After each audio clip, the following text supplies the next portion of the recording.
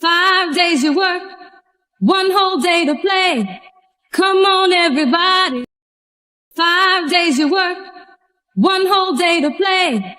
Come on, everybody, wear your roller skates today. It's Saturday, Saturday, Saturday. It's 5 days you work, 1 whole day to play.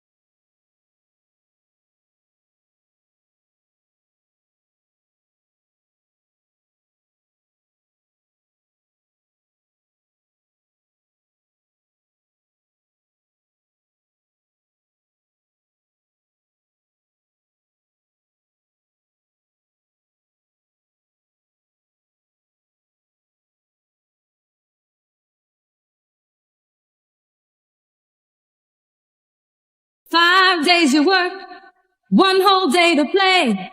Come on, everybody, wear your roller skates today. It's Saturday, Saturday, Saturday, it's Saturday, Saturday, it's Saturday, Saturday, it's Saturday, Saturday with Renee. What's up, everybody? Welcome back to Black Liberation Media in episode 124 consecutively of Saturdays with Renee. I'm Jared Balls, of course, Renee Johnston. Bad time for everything to crash. Click live, and then my browser just died. So, but we are here. Welcome, everybody. We are live. Please like, share, subscribe, support the Patreon. Make sure you have the bell rung and hit all on your notifications. And Renee, how you feeling today? Listen, I needed that chuckle. Look.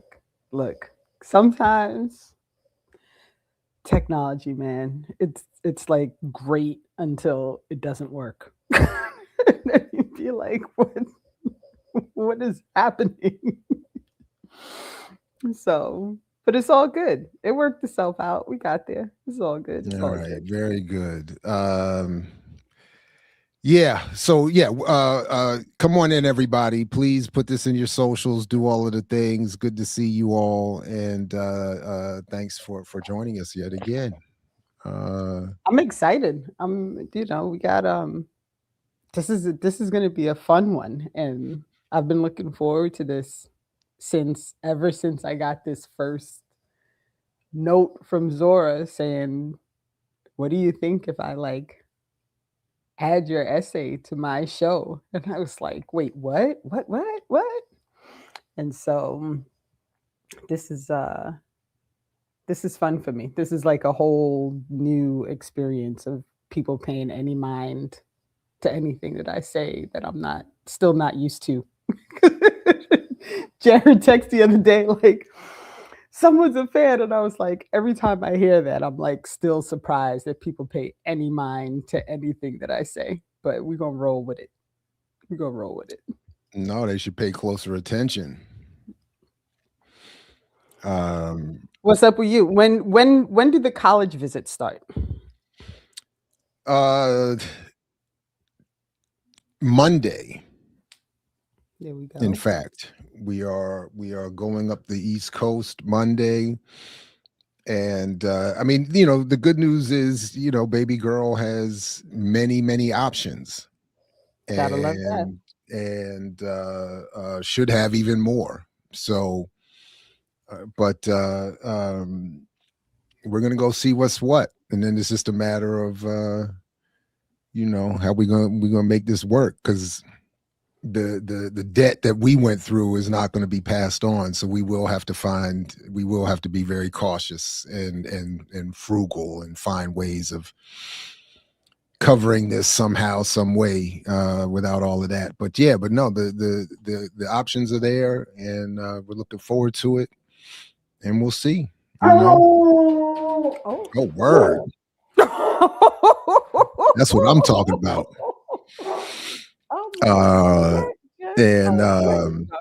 Polo. Yeah, but yeah. So looking forward to it. Gonna have some fun, little road trip, and catch up on some podcasts. And do you drive or does your wife drive? Well, this time everybody's going to get some driving. Okay.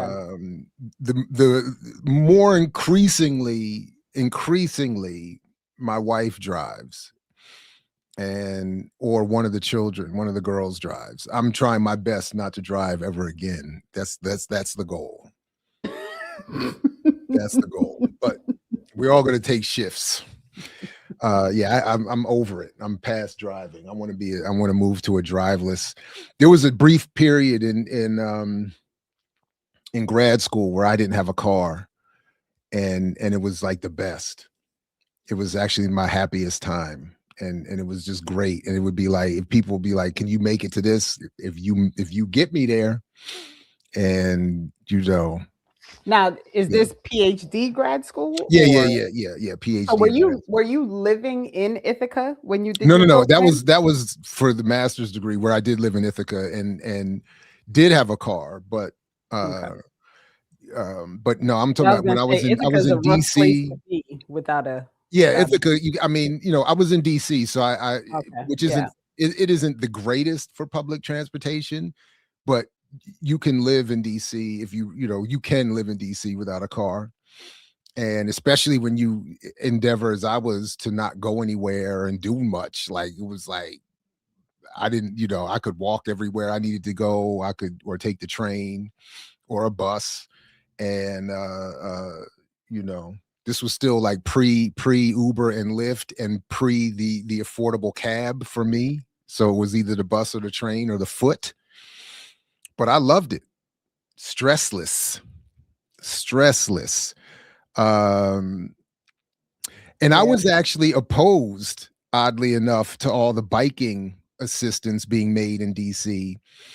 Not because I'm not a fan of biking or a fan of increased bike lanes and biking, but because of the way I saw it happening in DC. One, I saw it as part of the gentrification process. And two, I saw it as part of a class-based effort, where working class people who needed transportation and couldn't bike everywhere were being asked to give up more of the narrow lanes and roads in a city that wasn't adding a commensurate amount of public transportation. So that was always my energy when I was there at the time. I don't know if I was 100% correct, but that was my energy towards the biking community. I just always saw it as elite and white and imposition on working people trying to get where they had to get. But yeah, if we could have a situation where everybody could take short bike rides to get where they needed to get, I'm all for it. There you go. Four Eyes to Killing You says, I wish there was a conversation on how much mobility we've lost as a society due to how much we have to drive everywhere. And I agree. And there's a political economy to that. Like it's the automotive industry that imposed a lot of this. It's the highway system for military transportation and all of that, and it's overlap with the cost of maintaining a vehicle. You have to have your license, you have to have insurance, you have to have registration. Like it's all, back to the realities of capitalism. Yeah. Yeah. So brutal. So do we want to have a brief Super Bowl discussion? Well, let's bring the guests up first. Because I feel like the Zora's take on this is so aligned with my take on this, which is aligned with your take on this, which I assume as a curator is also aligned with Terence's take on this. And so while we can start. Leah, salute. I'm sorry, Renee. I just saw that I was in agreement with Leah's husband, and there it is. That I articulated what Leah's husband feels, and he's from DC. I'm telling you, I salute. So anyway, salute to Mr. Leah. But yeah, if we're ready, let's Here we can go. Bring up our guest. Welcome, welcome, welcome. Yo, what's up? Hey, how's it going? Thanks for having me. I'm really excited about this, and I think Zora, and this was well over a year ago now that we had our first like, let's figure out if this is doable conversation, and so I'm really excited to have you both on. So before we even get to the whole Super Bowl conversation, if we could please introduce yourselves to the crew, the undefeated chat and such, who you are, where you're at, what you're doing, and then we'll get into that. We'll get into that conversation. Terence, we can start with you, and then Zora can go. Sure. I'm Terence Washington. I am a sometime curator. I try to write a little bit, though nobody ever sees it. I live in Philly from South Carolina. Yeah, that's enough, I think. Just opened an exhibition at the Massachusetts Museum of Contemporary Art, and they said, hey, what do you want to do? And I called Zora J. Murff, and we did it. Yeah, I'm Zora, Zora J. Murff, artist, educator. I teach at the University of Oregon. I just actually moved here in August, but I've been teaching for about 7 years, been practicing art for about 10. I have a MFA in studio art from the University of Nebraska, taught at the University of Arkansas for a little bit. I was at Tufts University before I came here to Oregon. But yeah, happy to be here. So everyone has a small bit of background. That this has rolled out this way actually is pretty much like my evidence that the universe is always working. So last year, as everyone knows, after the Kendrick Lamar show, I wrote an essay about revolution not being possible during a halftime Super Bowl show, right? Mostly because like it's just not, but also because there was so much conversation floating about the imagery and, all these things, and everybody talking about, the pageantry of it all. And so I get moved to write every now and again, as some folks know. And so I wrote about it. And then I got a call from Zora a few months later saying that you were pulling together this show and it was being curated. And because of the topics you were covering in the show, you invited me to submit my essay, beefed up a little bit. It's a little more dense than the one that is posted to be included in the show. I have never done anything like this before, but I was super excited that anybody cared about anything that I wrote about. So I obviously jumped on it. And so I think it's great that now, a year later, it's literally the same, literally the same thing again. And part of the reason I want us to start with this is because we got some feedback, and I don't know if the person would be comfortable saying that they sent something, so I won't mention the name, but the feedback was a general concern about how the channel has responded, or lack of response to, to this current ideation of the Super Bowl halftime show, and whether or not we could utilize the show to do something better. I guess I'm probably not phrasing it in the best way, but my essential issue, and then, Zora, if you want to take over with like why you chose to include this essay, and we could talk a little bit more about this whole Super Bowl thing, is Go ahead. Just real quick. My response to this year's halftime show is literally the same exact response that I had to last year's halftime show, which is you're not going to have revolution during a Super Bowl halftime show because it's a capitalist project. led by capitalism in the attempt of making money, and it doesn't matter what you do within that setting, it's not going to lead to revolution. You can appreciate the pageantry, you can appreciate the music, you can appreciate but we've got to get away from this whole like excitement based on representation when representation does not bring freedom. So I'm going to leave that there for people to chew on, and then I'm going to let Zora take over. No, for real.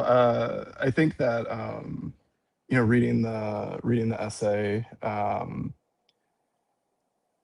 was just really like taken with the things that you were saying. As a recovering liberal myself, 4 or 5 years prior, had that Super Bowl performance happened, I probably would have been, in the camp thinking that, revolution had just happened, right? And I think that, maybe more deeply, in the, sort of the art world, in the academic world, there is this really big problem with representation. And not that there's like anything wrong with like seeing yourself represented in a particular way that you normally don't see yourself represented, right? But I think that people often mistake that as, like some sort of legitimate material progress when it's really not, right? And so not only, sort of again, in like the kind of world that I exist in, people thinking that art does this thing, but then also people thinking that our advancement does the same thing, right? That, if I get the fancy professorship, or if so-and-so gets the fancy curator job, or X, Y, and Z, right? That people mistake like these sort of liberal charades as something that's like truly meaningful, when it's really not. And so just the way that you were writing about it, it really really like piqued my interest. And then I was Terence and I at that time, we were still like early in the planning phases of the show, but the works that we were sort of thinking about, things that I was considering making, all of it like aligned with what you were saying. And so just wanting to reach out and see if you'd be interested in the words appearing alongside the work, and then hopefully being able to reach more people in that way as well. Thank you. So Jared read the response from the viewer as well. I don't know if you want to add anything, Jared, about this whole like how we respond to these particular situations. I mean, you did. I was able to watch your conversation with Rosa Clemente, which really dug in to some of these wild issues with Bad Bunny that I think people don't even contemplate as like I certainly didn't know about them. So what do you have? Well, first, I think it's well, let me just is my audio working properly? Because I was having a little bit. Yeah. All right. Yeah, Okay, we got you. okay. Apologize. So one, I think it's great that we have a community here that and that they should feel, particularly as this person is a Patreon supporter, they should absolutely feel encouraged to raise criticism and address themselves to what we're doing here. I admit personally, I get defensive over how some of the criticism is offered. So and so I felt a little bit defensive in this case, just reading the critique of the platform that seemed because I'm always thinking of, well, there's so much that goes into this kind of collective work.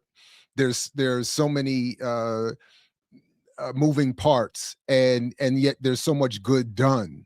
So I admit a defensiveness when we get this kind of criticism. It also didn't address itself to the fact that Rose and I had just had that conversation, and I don't know to what extent an effort was made to assess everything happening on the platform. So that's the other thing. So I don't know if, because it didn't read, the criticism didn't read as the person having assessed everything happening on the morning show each day, happening on this show, that show, these other shows. So I admit, I'm just admitting a defensiveness around it, even though I'm, again, happy that we have a situation where they would want to be in communication, even critically. But that said, yeah, so that's it. But I think in terms of what Rose and I discussed, I think other discussions on the platform have occurred, and then what we're having today and what we can have going forward. I would say that one other bit of my defensiveness around that kind of critique in the way it was offered, which is in some ways a contradiction, I'm even raising this, is that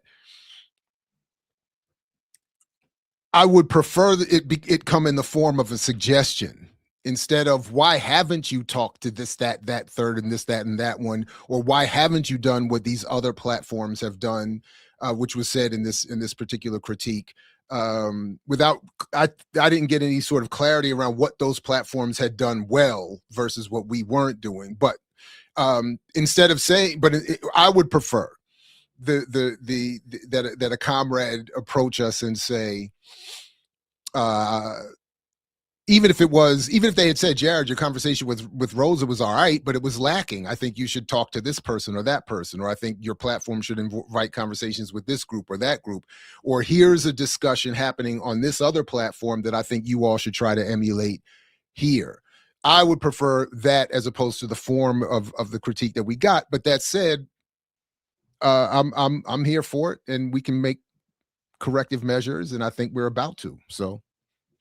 Yeah. Absolutely. And I will say there were two authors mentioned in the email that I looked up to see what their books were about. And both books seem to be about the historical, like a deep dive into the history of Puerto Rico, and also a dive into a lot of the resistance work that's happening on the island. And so I fully, I'm gonna dive into those and do some reading and all those things. And I admit also, and I'm glad I took a step back, because I also initially was like, what? Like you get defensive. Like, you're like, do you know how much work this stuff is? And then it did have an aggressive energy to it. That's what I'm saying. It was. So it's like it was an attack. So the defensiveness is. But I also think sometimes, like, you're angry when something happens and it's not the way you want it to happen, right? So, like, I'm telling you, that listening to WBAI the next morning and being so irritated with Frenchie Davis the next morning and wanting to send her an angry email the next morning was so immensely useful for me, right? Because I was like, this is how they felt. So now you got to sit back, you got to take a step back, you have to reread the email without the energy of annoyance, and read it as a person who is coming to the channel with a feeling of like, this is what I really wanted from you all, and I didn't feel like I got that, right? And so I do appreciate, I really do. I appreciate the email. I fully intend to take up the offer of the two folks who were mentioned in the email to read, because I do think it's valid, to look into bringing people in. But I did, when I responded to the note, I said, and very clearly, and I stand by this, like, my opinion hasn't changed. I still think that for us to get into this whole like excitement about anything that happens during an NFL Super Bowl halftime show is absurd. Right. That is the other part. I'm sorry. I forgot that. No, so thank you for bringing it back. No, but I'm just saying I forgot that part of the critique. I got so wrapped up even in my memory around the critique of what we are and are not doing that I disagreed with the argument in the email. I forgot that part. like I do. I don't, so along the lines of what you're saying, like, the part of the argument in the email was, we're not taking advantage of this symbol of unity that Bad Bunny was displaying for us to follow. And especially now that I've seen the deculturation video that just dropped on this and which added elements to this, including what I didn't even remember, the Zionism of Ricky Martin, the Zionism of Lady Gaga. I didn't even know she had gone to Israel at one point and said all of that, did all of that praising. I didn't know any of that. So especially after that, I'm even more on the, and of course, deculturation is coming from a Latino perspective. So he's addressing himself primarily to the left, the actual left, and then Latin America, and saying, son, everybody chill on this excitement. Like, look at what's really happening. So yeah. I aside from Rosa's commentary was very important. Like, this whole thing was selling out to who is it? What's the big block store? Oh my goodness, Walmart and to Amazon, paving the way for Logan Paul and right. Like my homeboy said that Super Bowl should have been the Logan Paul or the Jake Paul sponsored Super Bowl halftime show. Right. Given how they bought up the whole island and the whole Vieques issue she raised. So yeah. Yeah, there's a lot happening, and I think it's important for folks to understand that this is why I don't support it, right? Because it never fails. Whenever you have this immense showing of representation and pageantry and quote unquote culture and all these things, it always comes as kind of a cover up for like them trying to sell you on, no, you're included, right? So here he is, he's apparently dressed head to toe in Zora stuff, which is also that too. Brand. And then he's got, this whole thing, like people are really like, oh, he didn't do anything in English. And I'm like, but he brought the Zionists to sing in English for him. So here's him. Look here. This is what he did in English. Hugged up with Roger Goodell. Oof. So like this is what he did in English. Like we don't, you know what I'm saying? Like this is the whole thing. And then he's hugged up with Jay-Z, who of course arranged all of this, right. Who of course is in position to do all of this, so they can shut down Colin Kaepernick. Right. I mean, the whole thing is. So yeah, I'm not. There's just so much. But listen, I stand behind my original thesis, which is that the Super Bowl is also capable of participating in why did I just forget the name of it? What's your theory? I'm blanking. Oh, the Vernon philosophy. I'm having a rough morning, y'all. And I drank my coffee and everything. It's because the car broke down. I'm all thrown off. But it fully feeds into the Vernon philosophy. So do not get excited. Do not get like overly, like seeing the flag and he's in Spanish and these cultural representations and the people dressed like trees, and it's beautiful, right? It was a great show. It was a fantastic, bunch of symbolism and all these things. But in the end, the goal is to make you feel like you're included now, right? We're all in this together, and we're not. We're not in this together. They don't care about you. Roger Goodell don't care about you. The NFL don't care about you.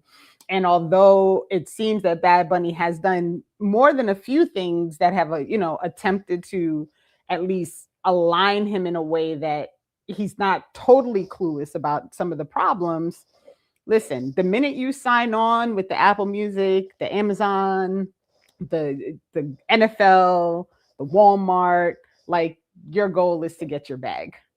And anything that you do outside of that may have some limited benefits for the people that you claim you're trying to work for, it's just not a thing. So we can move on to the show now, because I mean, that's really why y'all are here. But I just felt like y'all, honestly, and Terence, you didn't get to say anything. So feel free, if you have something to add about this whole halftime thing, feel free. Well, I have a question that I think will be on my mind throughout the show. And it kind of started with watching One Battle After Another and watching Stop Dr. it, Dre. Ball's Dre, don't, Dre. Don't, and Dre. watching Dr. Ball's participation in a conversation about that, which I thought was great and really generative. So I'm a student also, and for a class I had to write, art criticism, and so that movie was on my mind, and so I tried to write about that. And one of the things that was tough about it was, and we've said it in certain words here, it's like, what do I expect from a movie like this? What do I expect from media coming from this part of the landscape? And so the question I have, which is an open one, it's not meant to be a rhetorical question. It's about what criticism is. It's like, why even spend the time? We know, yes, the halftime show is always going to do this, that, and the third, and not the thing we want it to do. So I think it's an important question for me to be like, okay, so why spend the time on that rather than another thing? And again, it's not a rhetorical question. It's not a critical. It's like, I guess I want to know from each of you what the sort of benefits are, what the strategies are, how we make those decisions, because we could always talk about something that's not on that you're not on that sort of stage. Yeah. You want to start, Jared, or I want Zora to go last? So well, in that case, yeah, then I don't mind. I was offering the So to how I understood the last point you were just making, I actually do think self-critically that I and have tried over the last several years to do more to highlight what I would like us to be focused on, as opposed to criticizing what I wouldn't. And in fact, even going back to some, that was actually the moniker I Mix What I Like is born out of the early effort on my part with mixtapes to do that with rap music, to say, I'm not just going to criticize the bullshit on the radio. Let's put together radio on mixtapes that highlights all the good stuff that is being intentionally kept off.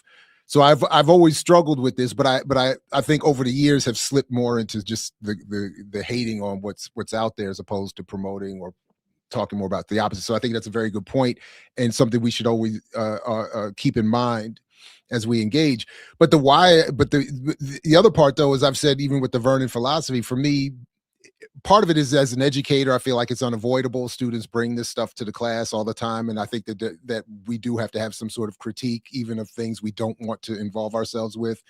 I do think we have to have an analysis of the political economy of this product that we can offer either students or ourselves, our comrades.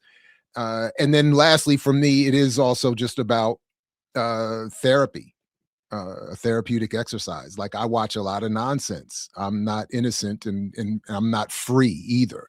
So I watch a lot of nonsense, and as a way of making myself feel better, or come into some sort of cognitive rationale, maybe, or whatever, collapsing some dissonance. I don't know, but just to have some fun hating on the nonsense that is imposed on us. I was up early this morning. Speaking of which, hating on this latest, I was 4 days late on the latest edition of this Skip Gates PBS Black and Jews thing. And when I saw it dropped, I was up, not even bright, before the sunrise. I was up taping something this morning, hating on it just as therapy, because I was like, I can't take it. So that's also part of it. But I think, yeah, I'll stop there. Yeah. No, that's helpful, because I was trying to write this thing about One Battle After Another, and I saw it twice just to sort of sharpen my critique of it. And I think my question comes from sitting there frustrated, like, okay, but like, why am I doing this? And I think your answer is really great. I think all totally valid. So I'll say, I haven't watched it yet. It's on the queue up for this weekend, because I can't avoid it anymore. So I'm gonna have to do it. I would have happily gone to the grave without watching this movie if I could have avoided it. But Dre, because he doesn't actually like me despite what he says, is he kept saying, you have to watch it so we can do an honest critique. He did. So, he went on a social media blitz. He was on me, and then he was on me on the Discord. So I have to do it, right? Because I also do firmly believe you can't responsibly critique something if you have not fully experienced it, right? So I can't say to somebody, this movie sucks unless I've actually watched the movie. I feel like it's not, you're not doing it with any real, earnest ability or anything. So I am going to torture myself, and I'm fully prepared to be utterly disgusted by it. But I think the question of why is a really good question, right? Like, and what do we expect, and why do we expect anything different? And it's because we're all fooled by the propaganda, right? So like, you go in because you're so like, maybe this will be the time that I'll actually see something, or get something from it that I really want to get. And we just have to remember that we're never going to get from first tier media what we want. Like, it's never going to happen. That's not, shout out to Sam for teaching this very, very good lesson that I always hold on to, which is like, that's not the purpose of it, right? Like, first world media is not, and second world media for that, that is not much far behind. But the purpose is not to actually gear you towards wanting to do something different. It's to gear you towards feeling like you've done something by simply sitting through the media, right? Like, that's the purpose, is that you walk out like, I saw this movie and now like I did the thing to support the thing, and it doesn't, and so it's just it's awful. And we're all trapped by it, right? And I do the same thing. Like, I watch a ton of nonsense. I watched that terrible movie Tin Soldier the other day because I was bored, and I was like, what's this movie with Jamie Foxx? And then I watched it, and I was like, I can't believe I just lost that hour and change. Like, this I suffered through it too. But listen, just quickly before Zora goes, that's I somewhat addressed it in terms of the students, but I think this is also kind of like what, as I heard Renee saying it just now, that we can say we will try to avoid it, but as Renee just demonstrated with Dre's example, the world brings it to us, and then worse, even indirectly, people will be making plans and decisions and coming up with ideas for their real life based on nonsense they're seeing in these films. And if we're not offering up some attempt, we, yeah. So yeah. But anyway, Zora, take us home on this one. Yeah, I mean, I don't disagree with any of the points that y'all are making. I think, just like you, Dr. Ball, like, I love petty. I'll be petty with the best of them. Just please give me a chance to be petty, and I'm gonna take advantage. But no, I think, I think it's important to spend time criticizing these things in service to visual literacy, right? A while ago, I wrote like my first sort of art criticism review of another photographer's exhibition, Tyler Mitchell, his show Ghost Images, that was at Gagosian Gallery in New York City. And the platform that I was writing for,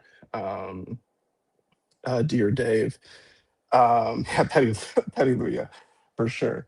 But yeah, so like the platform, like the guy who runs it, Steven, he asked me to review the show. And I was like looking at it online, and I sort of like wrote it, during my commute, and was thinking like, okay, I actually should go see the show in person and make sure that like my assessment is right, that like, his photography is empty. It does that thing of hollow representation. It does that work of white rehabilitation, right? Like, people can go to the gallery, they look at this work, and then they feel like they've done something meaningful for Black people, right? And like I wrote it, and you know, it's like, I think my tone isn't like angry, but it's more frustrated. Um, because it's just like time and again we see this over and over and over, and then you know, like everyone will sing this person's praises, and oh my god, what a, you know, what a great artist, like look what they do for the community, and it's like, but you don't do jack shit for the community, right? And then on the low, like, you know, people messaged me after I wrote the review, and like finding out that this person actually does some pretty shitty things to people in community, right? And so, you know, I think, you know, just going back to the review of it all, it was like, yeah, I was frustrated, and but then at the end of it I was like saying, like, you know, we don't have to continue to operate in this way, right? We can choose to do something else, right?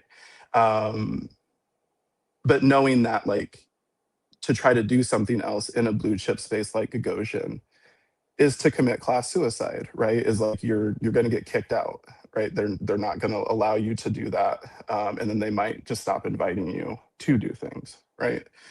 um and then, you know, after posting it, you know, I got a lot of comments. Like, I'm not on social media anymore, but like when I was on social media, I got a lot of comments, I got a lot of messages about it. But I feel like most of the people who were reaching out were missing the point. It became more about the takedown and less about the message, right? Um, but yeah, I guess, you know, I think that, you know, writing about this, yeah, that's the work. But yeah, like, I think it's important to, like, you know, criticize these things. I think as a teacher, especially, to try to open up, you know, these doors for students to get us to a place of thinking more broadly. And it's not to say that you can't go and like appreciate the images and like the beauty of it, right? Like that's fine, but you know, to go into the show and then walk out and think that you've like experienced something profound, or that you've learned something meaningful about Black history, or you know, like there really is nothing of substance or value there.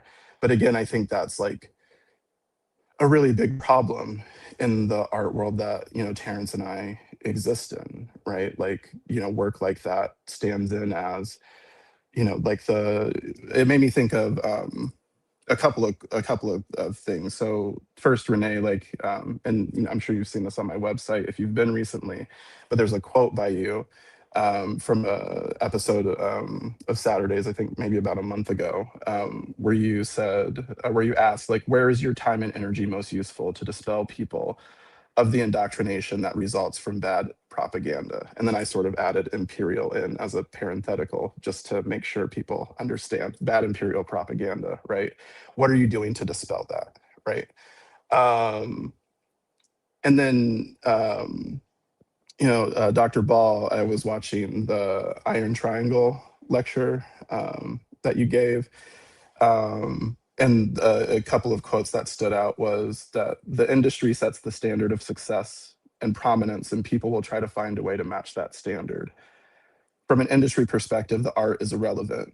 The talent of the artist is only of value to reach an audience of white consumers. Beyond that, the art is used to reduce the artist to consumers. The art product has been created to distort, confuse, and/or negate a radical politics.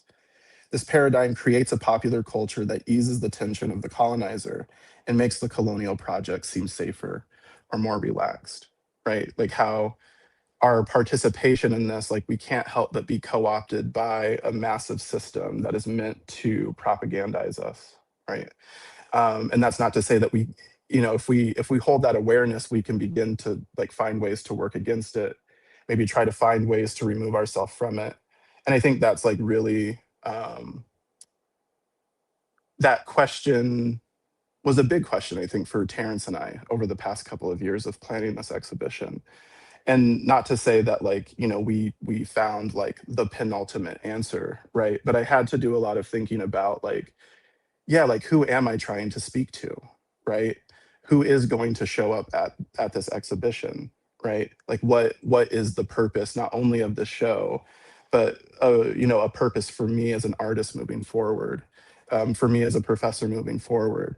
Like, what are the more meaningful like things that I can do um, to try to create, you know, some sort of intellectual change or consciousness raising, right?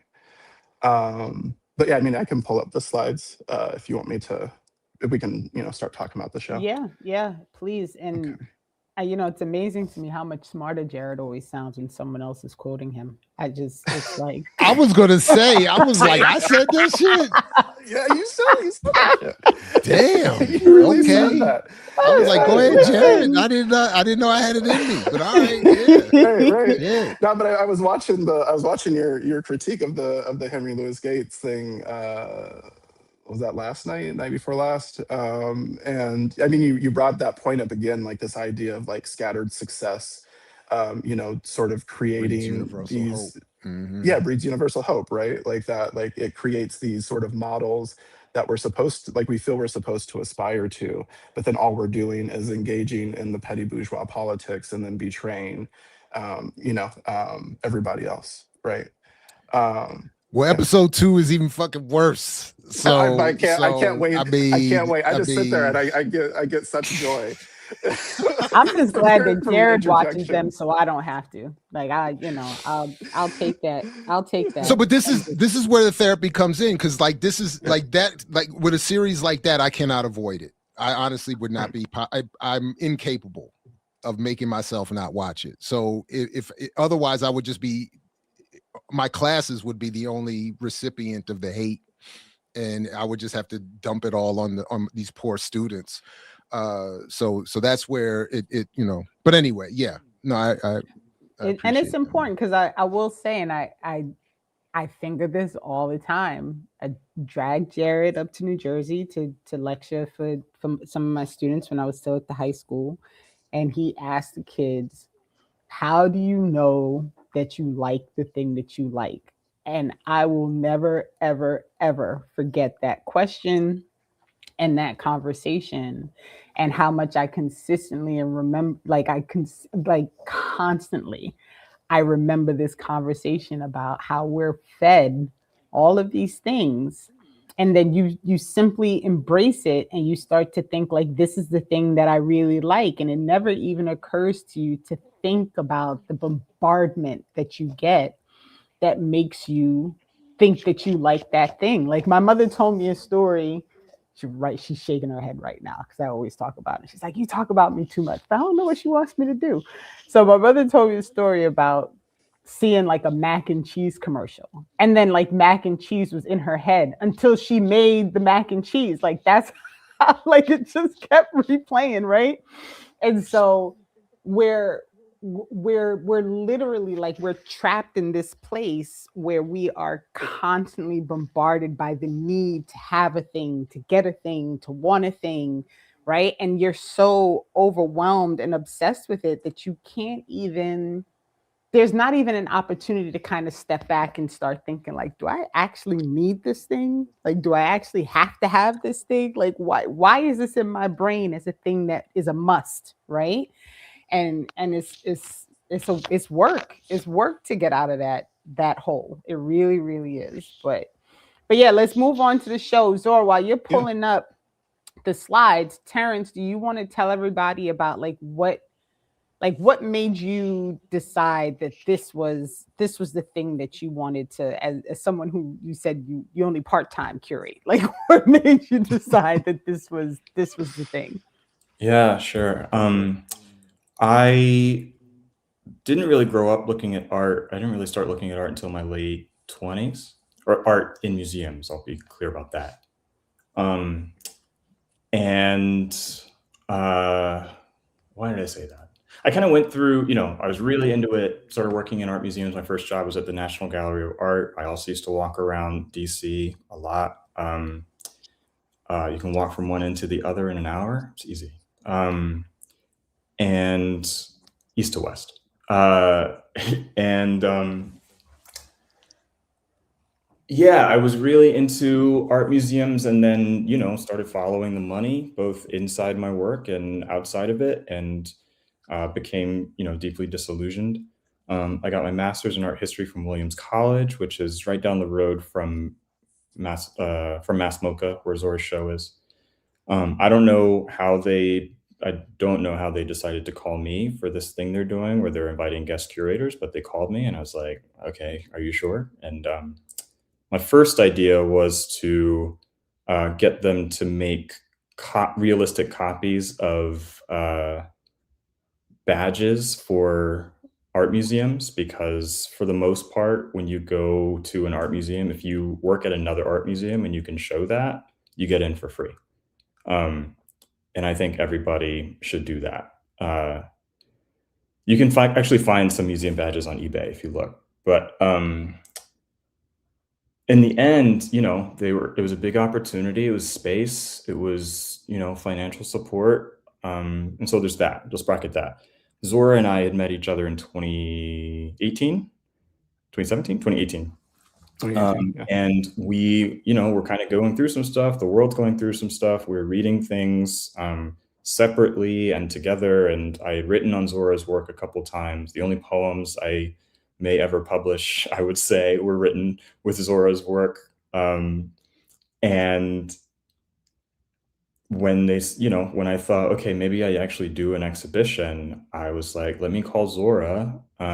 He, in the sort of art world, is like best known so far as a photographer, and in the last several years has been working on collages, more political consciousness. As it has shifted, I think for both of us on a similar timeline, is coming into the work. And so I thought, let's see what Zora will do with more space and support.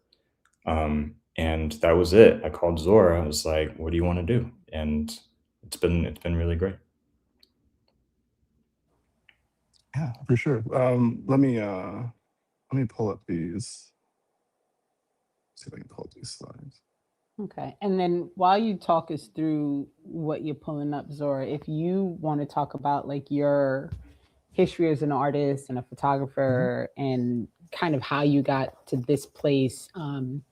I am very much getting up. I'm actually going to be able to go to the show and see it in person, which I'm really excited to do, because my husband's from Massachusetts, so we're actually in Massachusetts all the time. So I'm tapping it in to make sure that we get to go see like the actual show in person, which I'm really excited about. But I am moved by your work also, right? And so I want to make sure that we include like how you became you is probably like the best way to put it.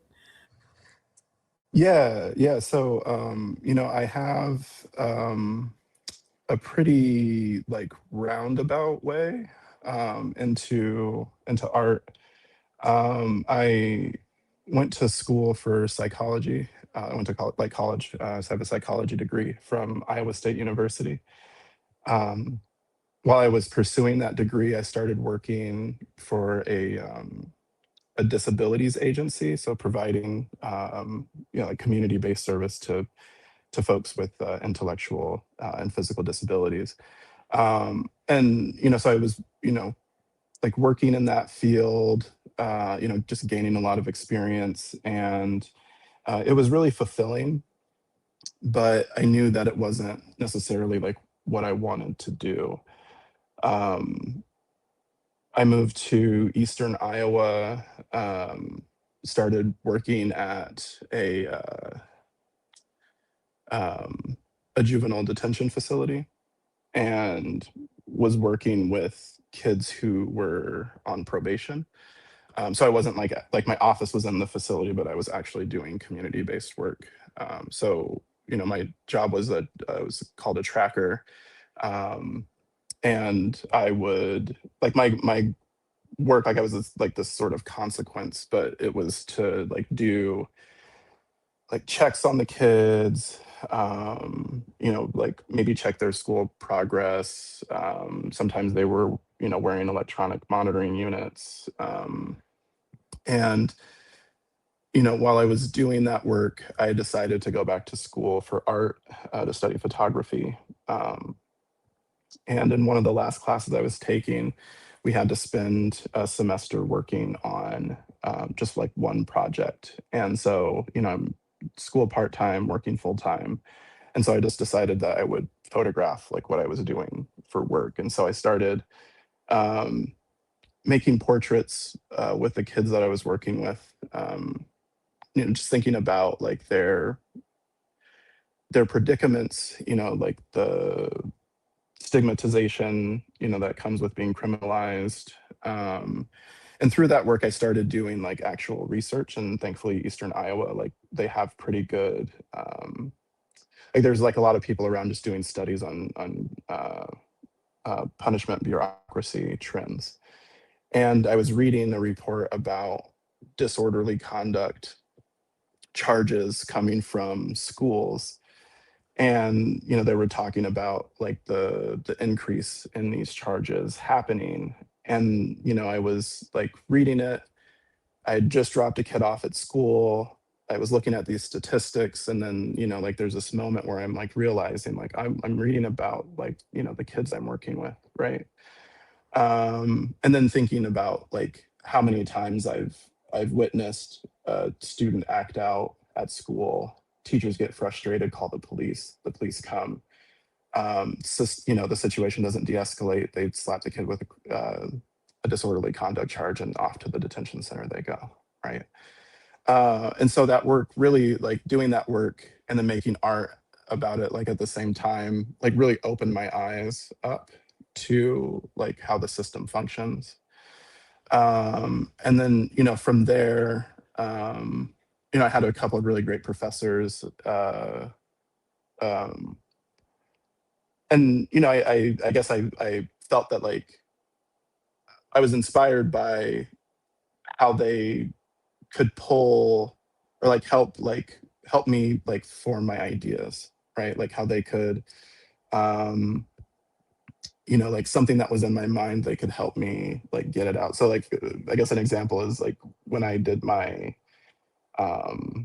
thesis exhibition for my BFA degree, I had to write a statement. It was my first time like writing about my own artwork. And my professor, Margaret, she sat with me for like hour and a half, just like sort of asking me questions. And then I would say something, and then she was like, okay, write that down. And then, I'll never forget this. She just gets up and just like stone cold. She was like, you had the answers the entire time. And then she just left. And my mind was like literally just like blown, like, oh man. And so then it was like, okay, I think this is actually what Hold I up, want to do. she was dramatic like that. She hit Yeah, it she like was that. dramatic. Yeah, That's what's man. up. Okay, all right, okay. She's so dramatic. She was so dramatic. But yeah, but it was like just such like a sort of profound moment for me. But then it was like, oh, I think this is like what I really want to do, right? Like I enjoy working with people, but working in the system really sort of sucks. And I think around the same time, I'd applied for like a supervisor role, and this is like a county job, like a county government job. So there's like sort of employee nepotism, right? If you've been in like an employee longer, but you don't have like the same education, or like you have like less education than somebody, you're still going to get the job, right? And so I had applied for like the supervisor role, and this really terrible dude got it. But I like remember being really upset about it at first, but then I was like, just kind of like did this like assessment, right? Like, okay, well, like you didn't get the job, but like what would life look like if you had got the job, right? And I would have likely committed to working in the system long term, thinking that like I could somehow from the inside change it, right? I could sort of see my life like that life like sort of play out. It's like that's not what I want, right? And so yeah, just decided that teaching was it. So I went to grad school. While I was there, I went to grad school at the University of Nebraska, and so while I was there, um, my thesis work was about the neighborhood, the near North Side, or what's commonly known as North Omaha. It's a predominantly Black neighborhood, redlined, has a history of racialized violence. Usually when you ask people about like Omaha, they'll tell you about the lynching of Will Brown, in 1919. So there's like a very popular photograph, of his body, his mutilated body being set on fire, and then like a crowd of white men standing over him, right? Like sort of familiar picture in history, right? They might talk about Vivian Strong, 14-year-old girl who the Logan Fontenelle housing projects, which don't exist anymore. But a bunch of kids were like playing like in like a maintenance room or just something like a part of the building that was left unlocked. Someone called the police, or like the police showed up. All the kids run, and as Vivian's running away, this officer, James Loader, shoots her in the back of the head. He gets acquitted of the charges, of course, and there's like like this big riot that happens. I think this is 1969. And so again, like, this sort of history that isn't unique to North Omaha, right? But then the neighborhood, at the time when I went, it's categorized as the ghetto. The college kids that live across from the campus, or like live across from the neighborhood, they refer to the McDonald's that's in North Omaha that they go to. They refer to it as the Crack Donald's, right? So it's like really sort of heavily stigmatized. But going there myself, I'm walking down the street, and dude's like, "What's up, black man?" And like, being in Nebraska, being in Lincoln, Nebraska specifically, that's a happen, right? And so it's like this moment of this dissonance where I'm like, taking all of like these sort of stigmatized stories that I'm hearing. I go to the neighborhood, and I'm just feeling generally affirmed in my being, right? And so I'm like, okay, I want to know more, like what that dissonance or discrepancy is about. And then I start looking, towards the architecture of the neighborhood, how there's, like the main business corridor, like all of like a majority of the business or the buildings are like boarded up, shut down. There's nothing there. There's like literal like gaps in the landscape from, buildings that were burned down in 69, but then obviously through redlining, there's no investment in the neighborhood anymore. So it's just like these sort of empty spots. And so, I'm making these connections of like, this history of racialization, all the shit that comes with it. And then it leads to like tangible things that you can see in a landscape, right? And so I started photographing the neighborhood, photographing the people who lived there, sort of doing, I think like around the same time, I think it was like the year after Laquan McDonald had been murdered in Chicago. I found his story rather affecting, and decided like I'm just going to follow everything about this court case until it's like finished, right? And so like I'm kind of merging this story about redlining with other forms of anti-Black violence, and just trying to mark them as like parallel through making pictures, right? And so yeah, like that's like I published that work as a book. It was like sort of celebrated in 2020, and I think like I had to ask like a lot of questions in that moment. And so actually, this is a good spot to You saying open questions this. around the reception of the book? Yeah, like just around the reception of the work, because it was like at the time, like I had like some like sort of success like in the sort of like smaller kind of like art world bubble that I was sort of in. But then I could feel there was like a ceiling, like I couldn't get past a sort of point of recognition, right?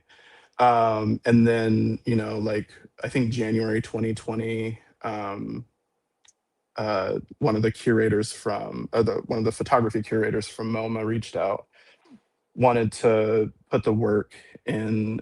They do like this new photography exhibition, and so like they put the work in that. So then that like starts to lead to this traction. And so while George Floyd, Breonna Taylor, like none of that had happened yet, right?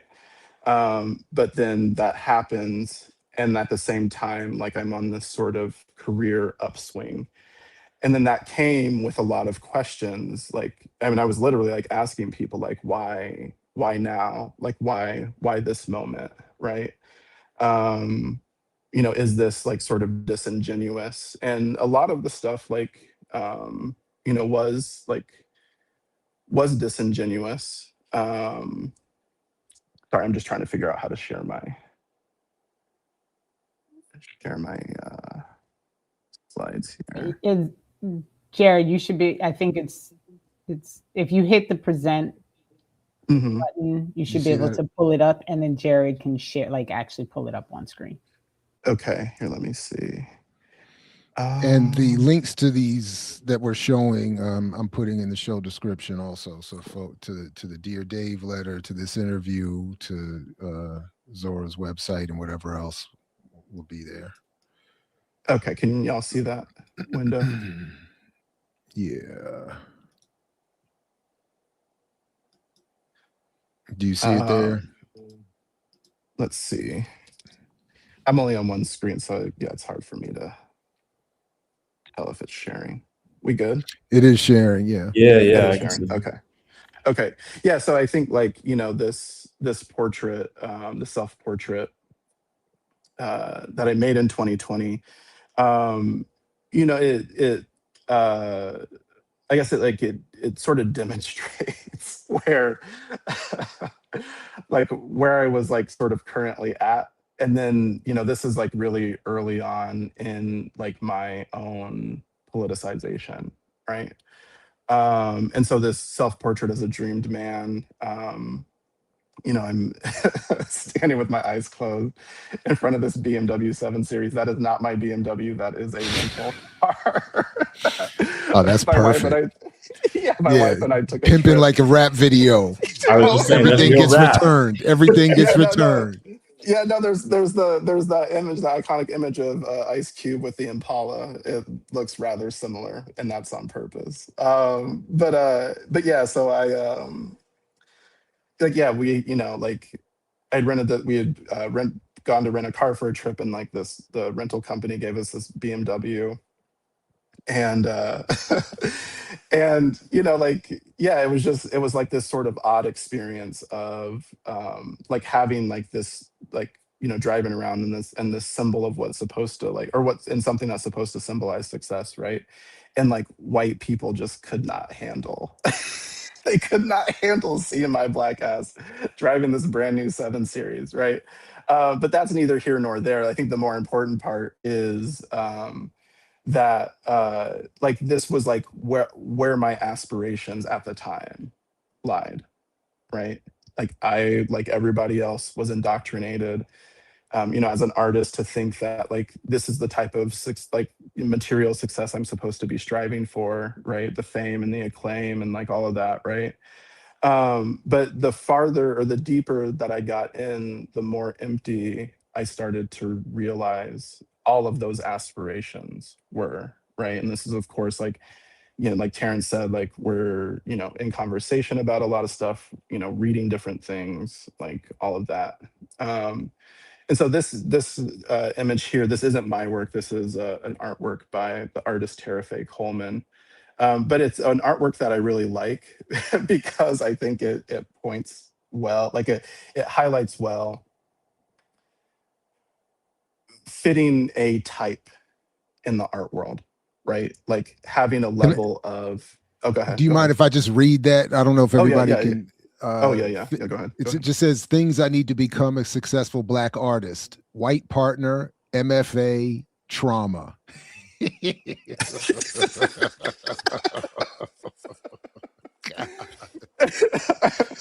Right, but it's like these like sort of markers of acceptability in this particular realm, right? And so again, like as someone who is Black, who has a white partner, who has an MFA, and of course as a Black person we all have trauma, right? But like like it was, again, like I had a lot of moments where I had to like ask myself, like, am I only here because I fit these levels of acceptability? Or am I being recognized for the strength of my work? And that's been this like sort of constant struggle, right? It's the flip side of the question that I was asking. That it's not how do I know what I know and why do I like what I like, but also why am I known and why am I liked? That's deep. Right. No, absolutely. And I mean, like, for real, like there would be times I would, like when I published the last book I published, the publisher brought me out to New York, and I think we had gone to like a dinner or something, and there were some photographers there like who I knew of, but like we didn't know each other. and we're outside having a cigarette, and like they're, you know, like we're in conversation, and I'm just there like trying to have like decompress and have a good time. I just spent like 10 hours working on a book, you know, in this office that I didn't want to be at. And then I'm like, I'm going to go out and enjoy the city. And like, I'm just there, you know, chilling out, like trying to have a good time. And I could tell that this photographer that I was talking to was really disappointed that I didn't fit like some sort of like, I don't know, like articulate, you know, whatever she had in her mind of the Black person I was supposed to be. But it's like literally watching her deflate as I'm just like, they're just trying to have a good time, right? And so like again, like it's sort of all these questions. But to the show, like so yeah, this was like Terrence, was this like 2 years of planning that went into the show? Was it more than that? Yes. Yeah, it's about 2 years. And so the work is like, it's a mix of like older works, it's like newer stuff that I created, and then maybe some older stuff where I went back to the idea and like did some revising to better fit the show.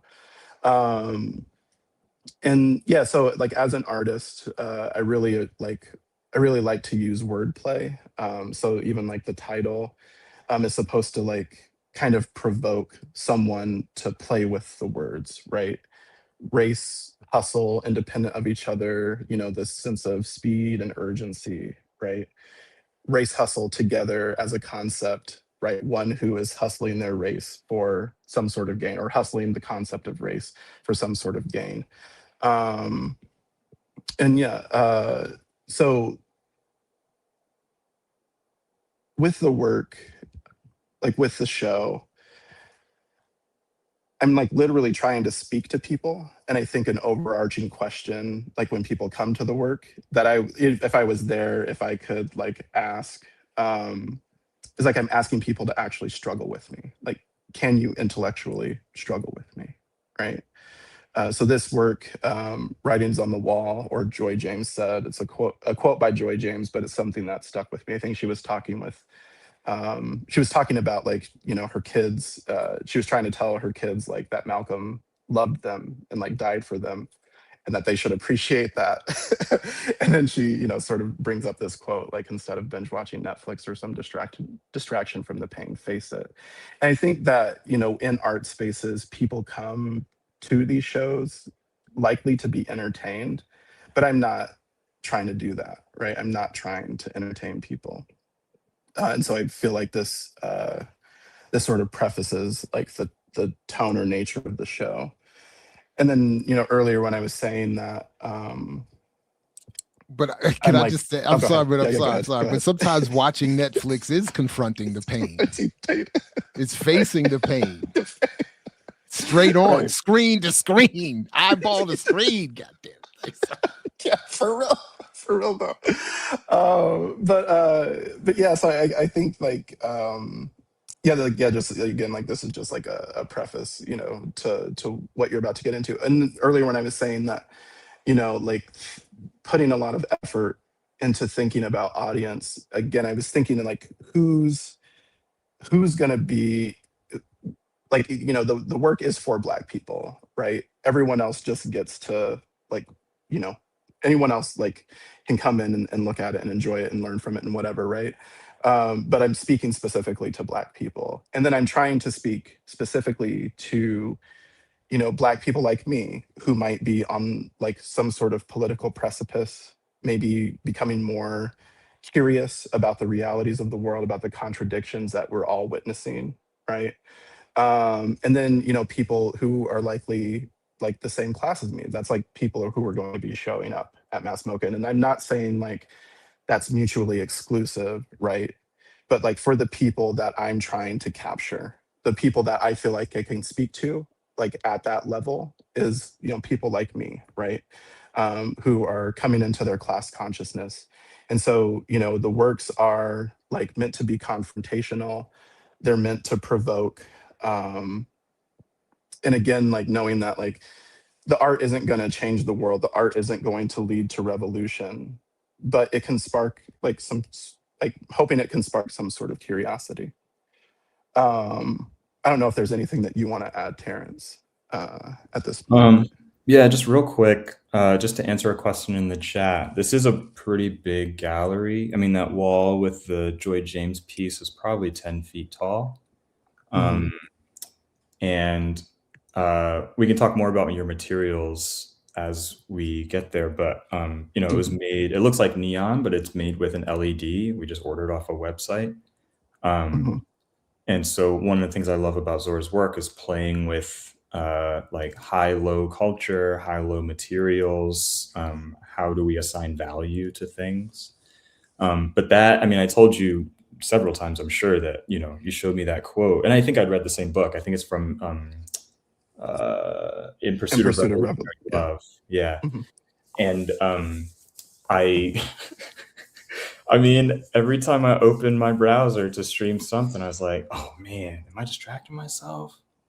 Oh, God, I don't know. And like, one thing that quote did was it really helped me. It gave words to a self-critique that I could use for myself. Like, why am I doing this? What am I getting out of it? Not necessarily, you know, to judge myself at every point, but to be clear about what I'm getting out of this experience. Well, right. And I think that, like, you know, criticism and self-criticism is really important to the show. Like, you know, all the things that I'm talking about here, they're coming from, like, all the pieces, they're coming from really personal places, right? Times when I've had to really grapple with, like, those contradictions. So, you know, this first work that you see, like, on the left, that small photograph, is this image, Hitalik, or Race Trader. And so, you know, using, you know, like, visual metaphor, right? This idea of being shot in the back. This idea of, you know, if you're hitting the lick, right, you're taking advantage of an opportunity, right? And so, you know, again, like, just trying to use, like, you know, what I can, or how I can speak through, like, photography, right? You know, Renee writes, Jared writes, Terence writes, I make pictures, right? This is like me writing, right? And at any point, if you like want to stop and talk about something, just let me know, and I can always go back to an image. So this is just another.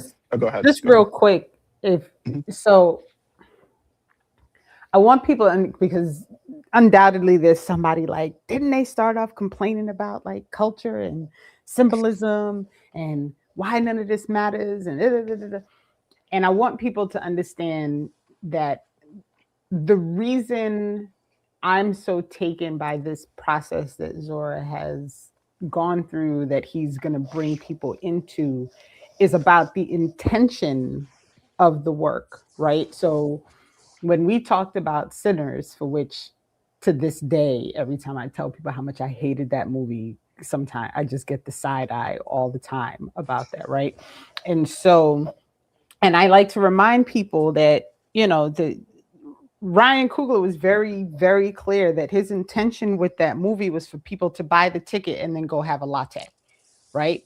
Like that was the intent. That was the purpose, right? Like that was it. Go buy a ticket and then go get a latte.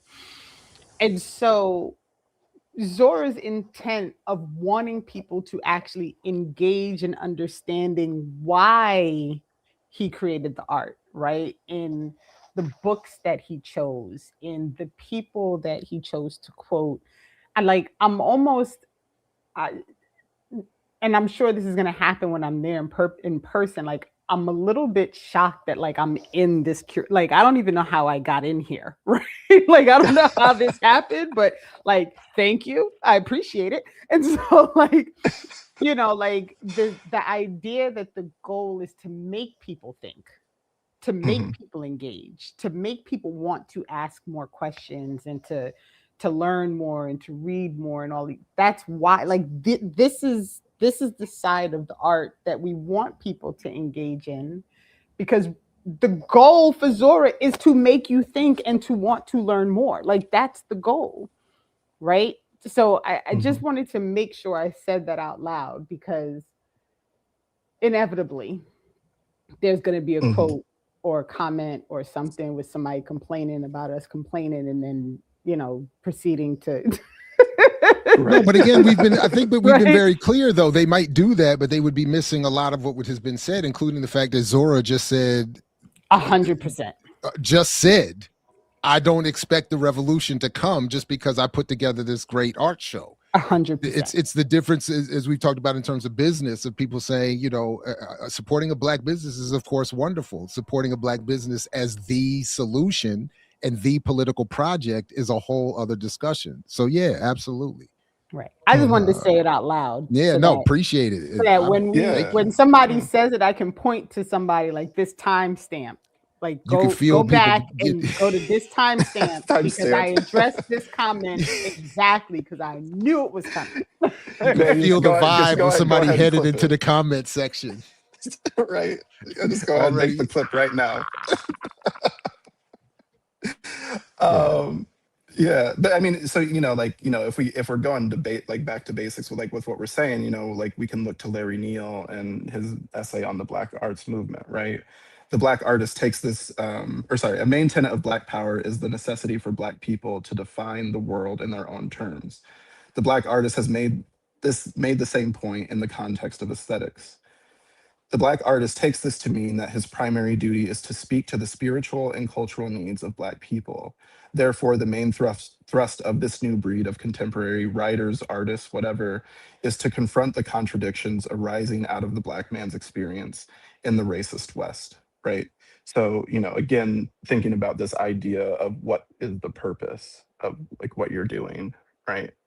And so, so this is an older work that I made in 2020, Garden with Fruit after Charles Ethan Porter.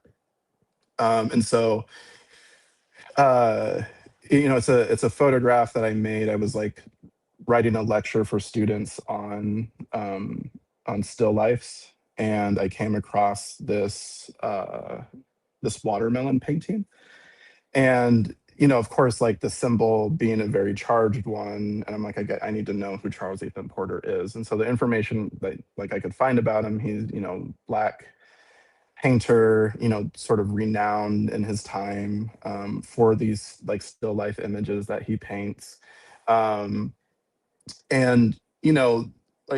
thinking about where he's situated in history, and then the propaganda that was being made surrounding watermelons and Black people, right? The fact that there were watermelon laws created, so if a Black person is caught stealing a watermelon, it comes with extra punishment.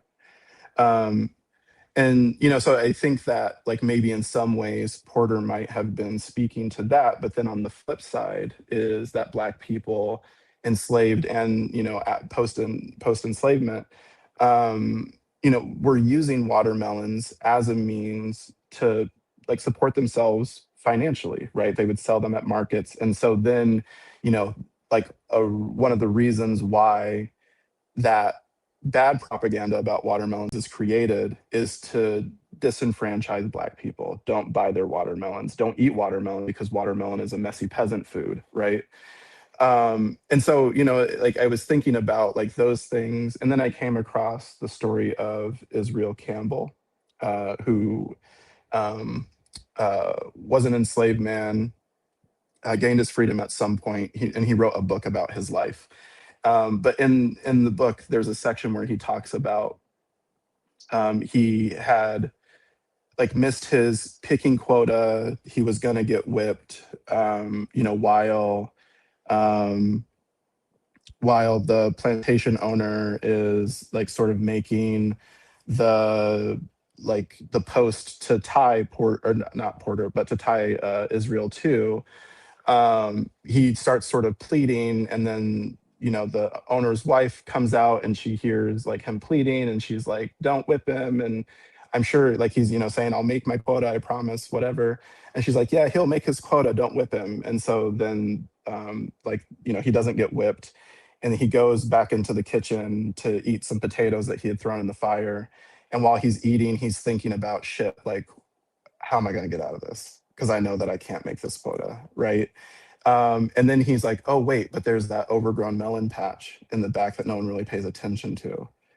I'm going to go grab a melon and put it in my sack and, add extra weight to meet my quota. And so he did that. And then he was like, oh, like he pretended after the weigh-in that he had forgot something in the barn. And so he goes back and he takes out the watermelon and then he sneaks off and he eats it.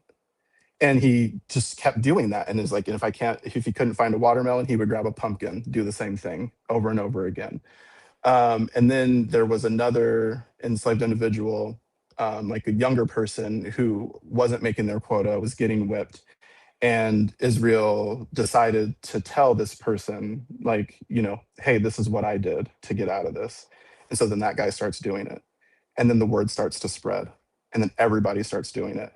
And then at the end of this picking season, at the end of the cotton season, the cotton yield is short on the plantation. Nobody knows why. And the plantation owner is trying to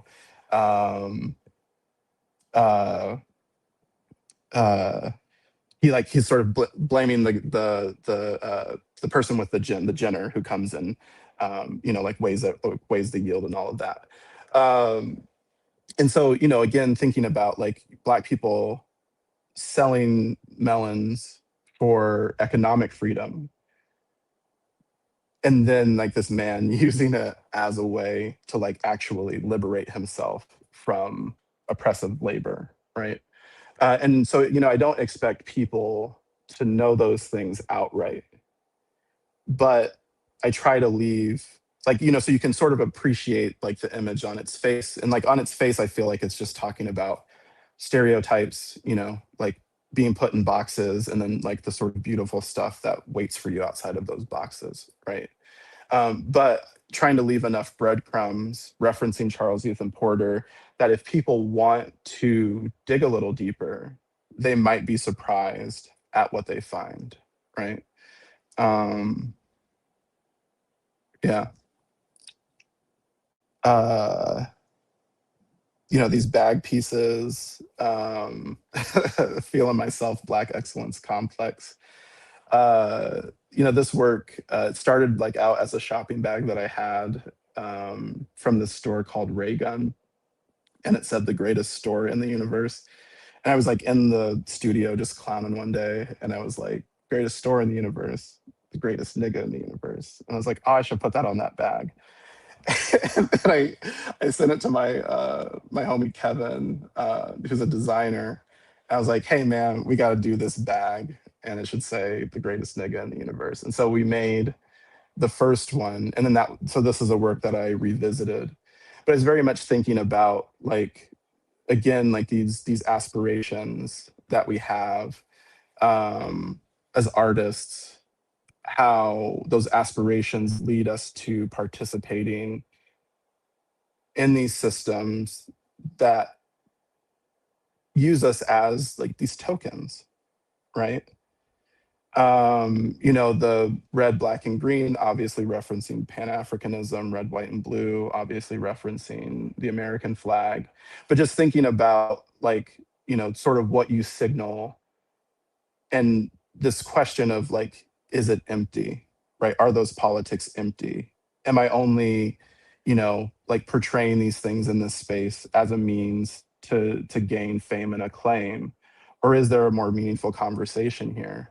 And I think one of the more interesting things that I've noticed is like with this piece, the first night the show opened to like a small portion of the public, we did a talk, and I watched so many Black people take selfies in front of this work and like sort of celebrate it, like that this work is like a non-critical thing, right? But yeah, I don't know if anyone has any thoughts here, but I do. I'm I'm thoroughly impressed that I got the coloristic layout. I got that, because I'm notorious for not catching shit. So I'm very patting myself on the back that I saw the red, black, and green, and the red, white, and blue. Because I'm the one that called her. What was I saying about 2 Fs? TWOFs? I couldn't say 2 Fs for 6 years. Anyway, yeah. So I'm very impressed. But seriously, particularly young people have been conditioned to see the selfie as a sign of respect, right? So I mean, you can almost sadly understand how Right. somebody would be like, "Oh, this is dope. Let me, of course, take a selfie in front of it and With it. insert myself into the art." That's true. God damn. That's true. That's true. I am Go ahead. curious when, so like you see that happens, right? Mhm. And I'm curious, what is your like gut response to that? Like when you see people who ingest, I think is, I don't know if that's even the right word, but I feel like in being in the room, you're taking it in, right? So I feel like ingest is the right word, even though I don't think, like, if you define it, that's the right word. Like Mhm. when you see people take it in and then their response is not really what you want them to take from it. Like, what does that feel like to you as the artist? I mean, to me as an artist, I think it just is, it's maybe more interesting than anything. It's just like maybe like this sort of like, it's, to me, it's almost like a form of data in a sense, in that as an artist, again, like with the watermelon piece, I'm thinking about all of these sort of deep things, right? No one is able to see that. No one is able to see the work in the way that I see it, right? Once you put it into like a space like Mass Mocha, you're not there to speak for it. Even if like we've provided some context, like this work has like an extended label that Terence has written, to just like sort of give some deeper cues about like, just sort of basic ideas surrounding the work. There's a statement printed on the wall as you walk into the space that again gives some background context. There's a gallery guide at either Would you entrance ever that you put no can. selfies in that? Would I you mean, I ever could. say, I could, but I think to me, like, I don't, I guess, like, again, like, as an artist, like, you just have to let those sort of things go, but it becomes an interesting sort of study, right? Like, yeah, like, what is our compulsion to take selfies in front of things, but then like also what is that, like there could be like a sense of respect there, but then also through the selfie a sense of ownership. And then I think that again creates like an interesting dynamic based on the content of the work, that it's like this shopping bag that's trying to talk about tokenism, and then somebody wants to own it, right? And so yeah, I mean, I guess in that sense, like it's, as an artist, like relinquishing that control. Just because, yeah, once it goes out into the world, like people are going to do with it what they do with it. They're going to see it how they see it. They're going to interpret it how they interpret it. If they get to a deeper place, wonderful. If it just is like a surface thing, like that's fine. That's their journey, right? I don't know, Terence, if you have anything to say to Yeah, that. I was just gonna say, I think so much of Zora's work, and we'll see more in a bit, especially the collages. So much of Zora's work is about how images circulate, how we're shaped by images circulating without us even thinking about them. Um, and I like that Zora doesn't, even though you absolutely could, like we could have said no selfies, no pictures in this exhibition, and they would have listened. But I appreciate that Zora didn't take that chance to use authority to stop the circulation of these. It is an admission that art isn't separate from the way we get images from movies, the internet, or whatever. One thing to add about this work in particular is it's not, maybe you can tell in this image, but the reds are different. And the red actually on the bottom, I think the color of the ink is called like American red, and maybe the American blue is Red. called American Mhm. blue. But Mhm. one of the people who installed it has Dutch ancestry. And so he was like, oh, to me, it's the Dutch flag. And then we realized that maybe the same way the top part is very obviously a Pan-African image, on the bottom, you could also call it a Pan-European, sort of thinking about histories of colonialism outside, they're related to the United States. And while, yes, like Zora's work is about sort of trying to some degree to understand what he might have intended, another thing I like about working with Zora is that you also don't say, oh, what I intended is the only thing or the most important thing. It's interesting to see what people do with these things given their own experience, which is not exactly the same as yours or mine. Absolutely. And so I just wanted to include this, rest in power, Faith Ringgold. And just, like just thinking about just sources of inspiration, I'd just like to highlight other artists. But yeah, I've been thinking about like the propaganda that you put forward, right? And so, she's making this this flag in 1969. It's sort of contextualized like as a response to, America like going to the moon, right? But then you have all of these people suffering, right? And so on things like, American technological advance, like all of that. But, again, this propagandistic flag. Whitey's on the So moon. Whitey's on the moon, right? And then so I can't play this video, but because it's a PDF, but I was listening to this talk by Amiri Baraka in Houston. Shout out to Tay Butler, a former student of mine, really great artist, but he sent this out like in an email not too long ago.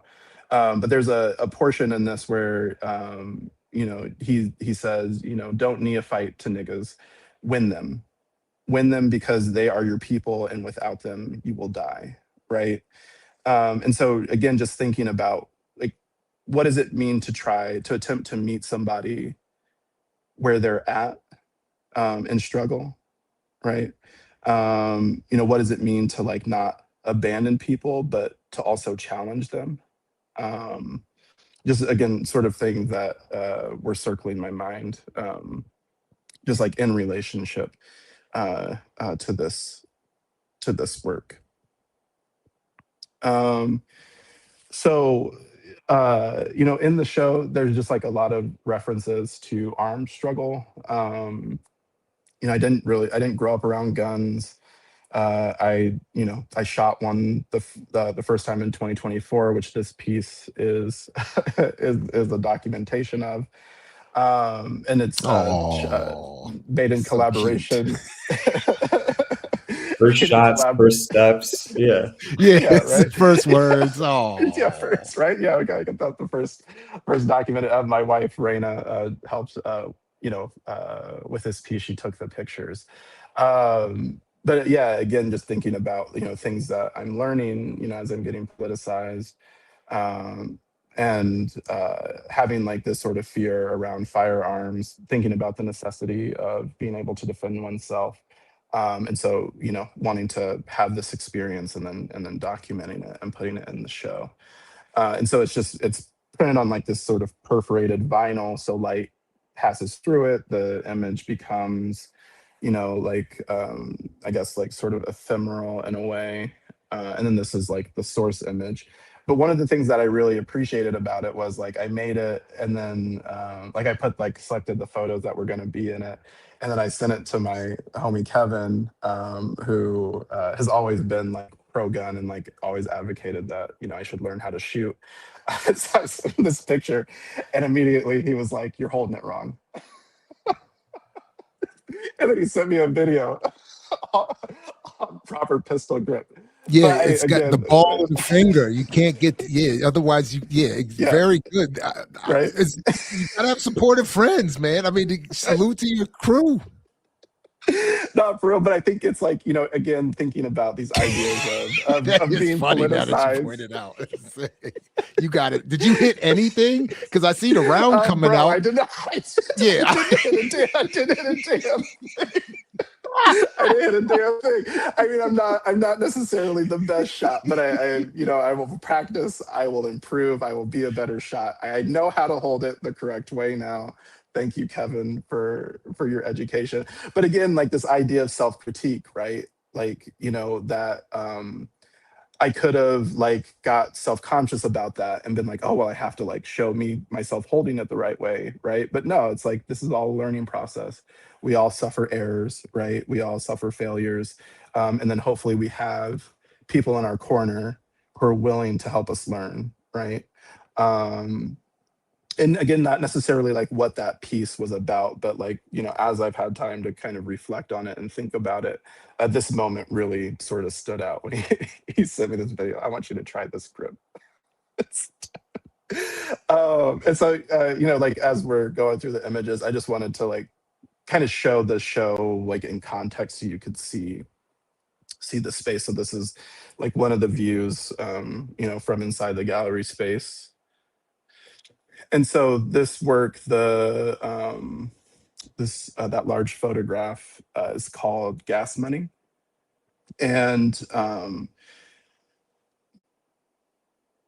you know, you were asking about like but sort of my thoughts on like if people aren't like interpreting things the way that I want them to interpret it. But you know, when in teaching photography, you know, this is like one of the things we talk about is plurality. And you know, one of the principles of interpretation sort of that we canonically follow is that there is no such thing as a master reading, right? Like there are of course my intentions of what brought the work into existence and like the sort of methods and processes and like all of that stuff that goes into that. But again, once you put it into the world and other people see it, they're going to interpret it with their own, you know, their own individualized frame of reference. And so this photograph I made when I was at an artist residency in Syracuse, New York. And I was there, thankfully, like with my good friend Chris, who's also a photographer. And you know, it was like this really nice time because it was right after I had graduated. It gave me some time to reflect on, you know, like what I had just been through in grad school, you know, you know, like this sort of coming back to my own natural impulses as an artist rather than like, you know, constantly making, you know, for a group of people like professors, cohorts of students, all of that, like with all these people sort of in your ear, right? And I had got money to like get quarters for laundry, and the bank gave me this old $20 bill, and I hadn't seen one in like years. And immediately I thought about, you know, being a kid again. My allowance was $20 per week. Every Friday, I would get home, go straight to the house. Mom, I want my allowance money. She would give me the money, and then I would disappear, you know, for however far that $20 got me. And of course, you know, back in like the early 2000s, that was like a little bit further than, you know, $20 gets you today. But yeah, so I made this in 2019, and it's made, you know, like with this very, you know, like this memory that's like just sort of oriented towards life and living, you know, kind of like this joy, in a sense, is like where it's coming from. I showed it for the first time in 2020 at an artist talk after George Floyd had been murdered. And one of the audience members, Daquan Sweeney, another photographer that I kind of know, but Daquan said that, you know, I was talking about how I made it and, you know, what I was like sort of feeling about it. And then Daquan was like, I can't help but think about George Floyd when I look at this. And that's because of the $20 bill. And so And you know, it's interesting Go because ahead. the first because you know, you've sent me pictures as you've been pulling stuff together, and I actually thought of Eric Garner first when I saw it. And so it's so interesting, you know, like when you consider how these things play for people as they're saying. I can't even tell you, Zora, how much I'm looking forward to going to see this show in person and like being there. And you should expect a signal call like while I'm in the room, because please. that's gonna be a must. Please. You know, and it's fun. It's just interesting to hear, you know, and I guess with the timing, like it's fresh then, right? Like in 2020, this was all like really, really like top of the mind as these things are going. So I guess that separation of time, but I saw the cigarette, I saw the hand, and I thought of Eric Garner. So it's so interesting how that difference played out. Let me add something because Latif made a comment in the chat. I really hope you see it in person because one, I mean, when this came out of the box, the people in the room, we gasped because the black on this is just bottomless. Zora's got, you know, praxis in politics, but he's a fucking great photographer, pardon my language.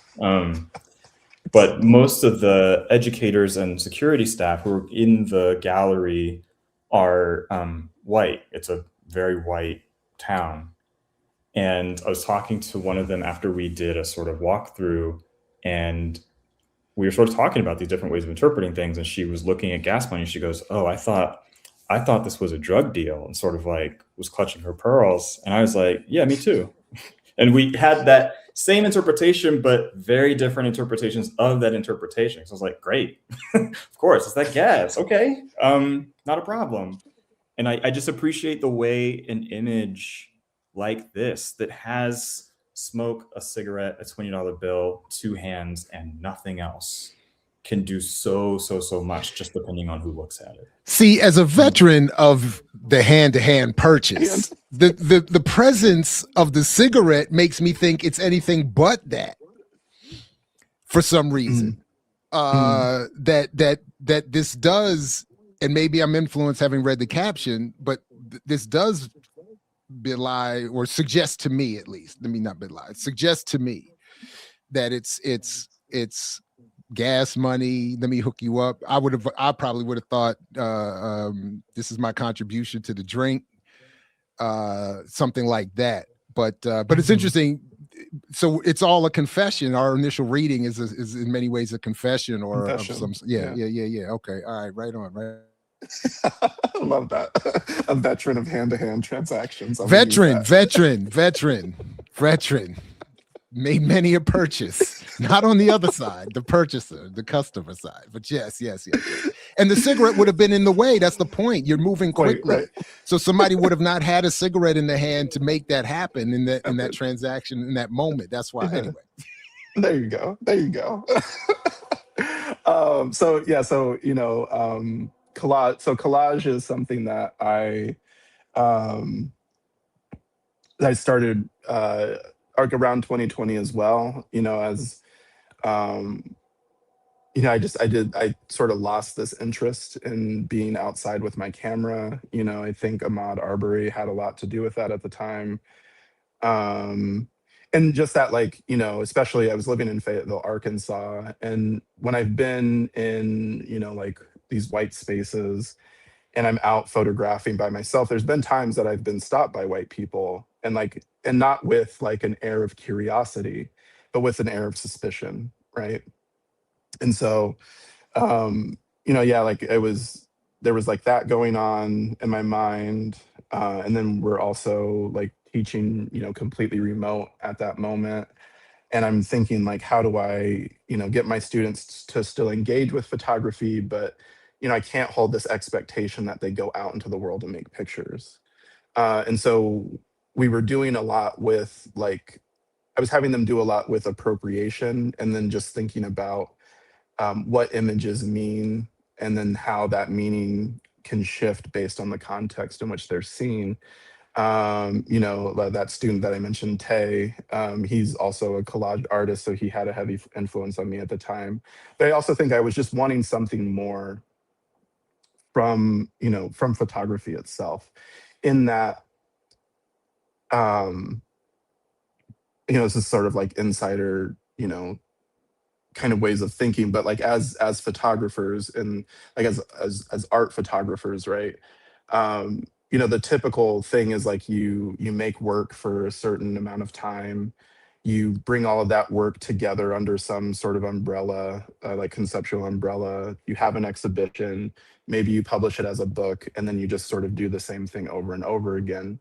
And trying to speak to people through photography, while it's accomplishable, having more complex messaging is really difficult, because you're trying to basically quote unquote say things with a sequence of images, or allude to something, or whatever it is. But with collage, those visual associations, they become so much more immediate, because all of this information is forced together. And then you're the way that my collages work is I'm assuming most people come to it and they're drawn to a particular portion, or a particular image, or some text. And then your eye does this sort of thing of bouncing around the chaos and as you're bouncing around that chaos, what visual associations might you start to make? And so, so yeah, like, this piece, pure air, pure food, and pure drink are essential to healthy growth. This is a collage that I worked on over 4 years, and like bits and pieces of it sort of came together throughout time as I would like sort of put the work down, pick it back up. So it started with the base is like this photograph in my studio in our house in Arkansas. I had like these Majesty palms in the studio. I was like thinking of like, what could I photograph? And so I sort of set them up in this corner. And then I was looking at like just some, visual materials that I had. And I found like I had this like Jet magazine that was about like the Atlanta child murders. And like I taped that up on the wall, like sort of collaged a few pieces like onto the wall, and then I make a picture of that. And then the intention is to like start pasting images over the top of that.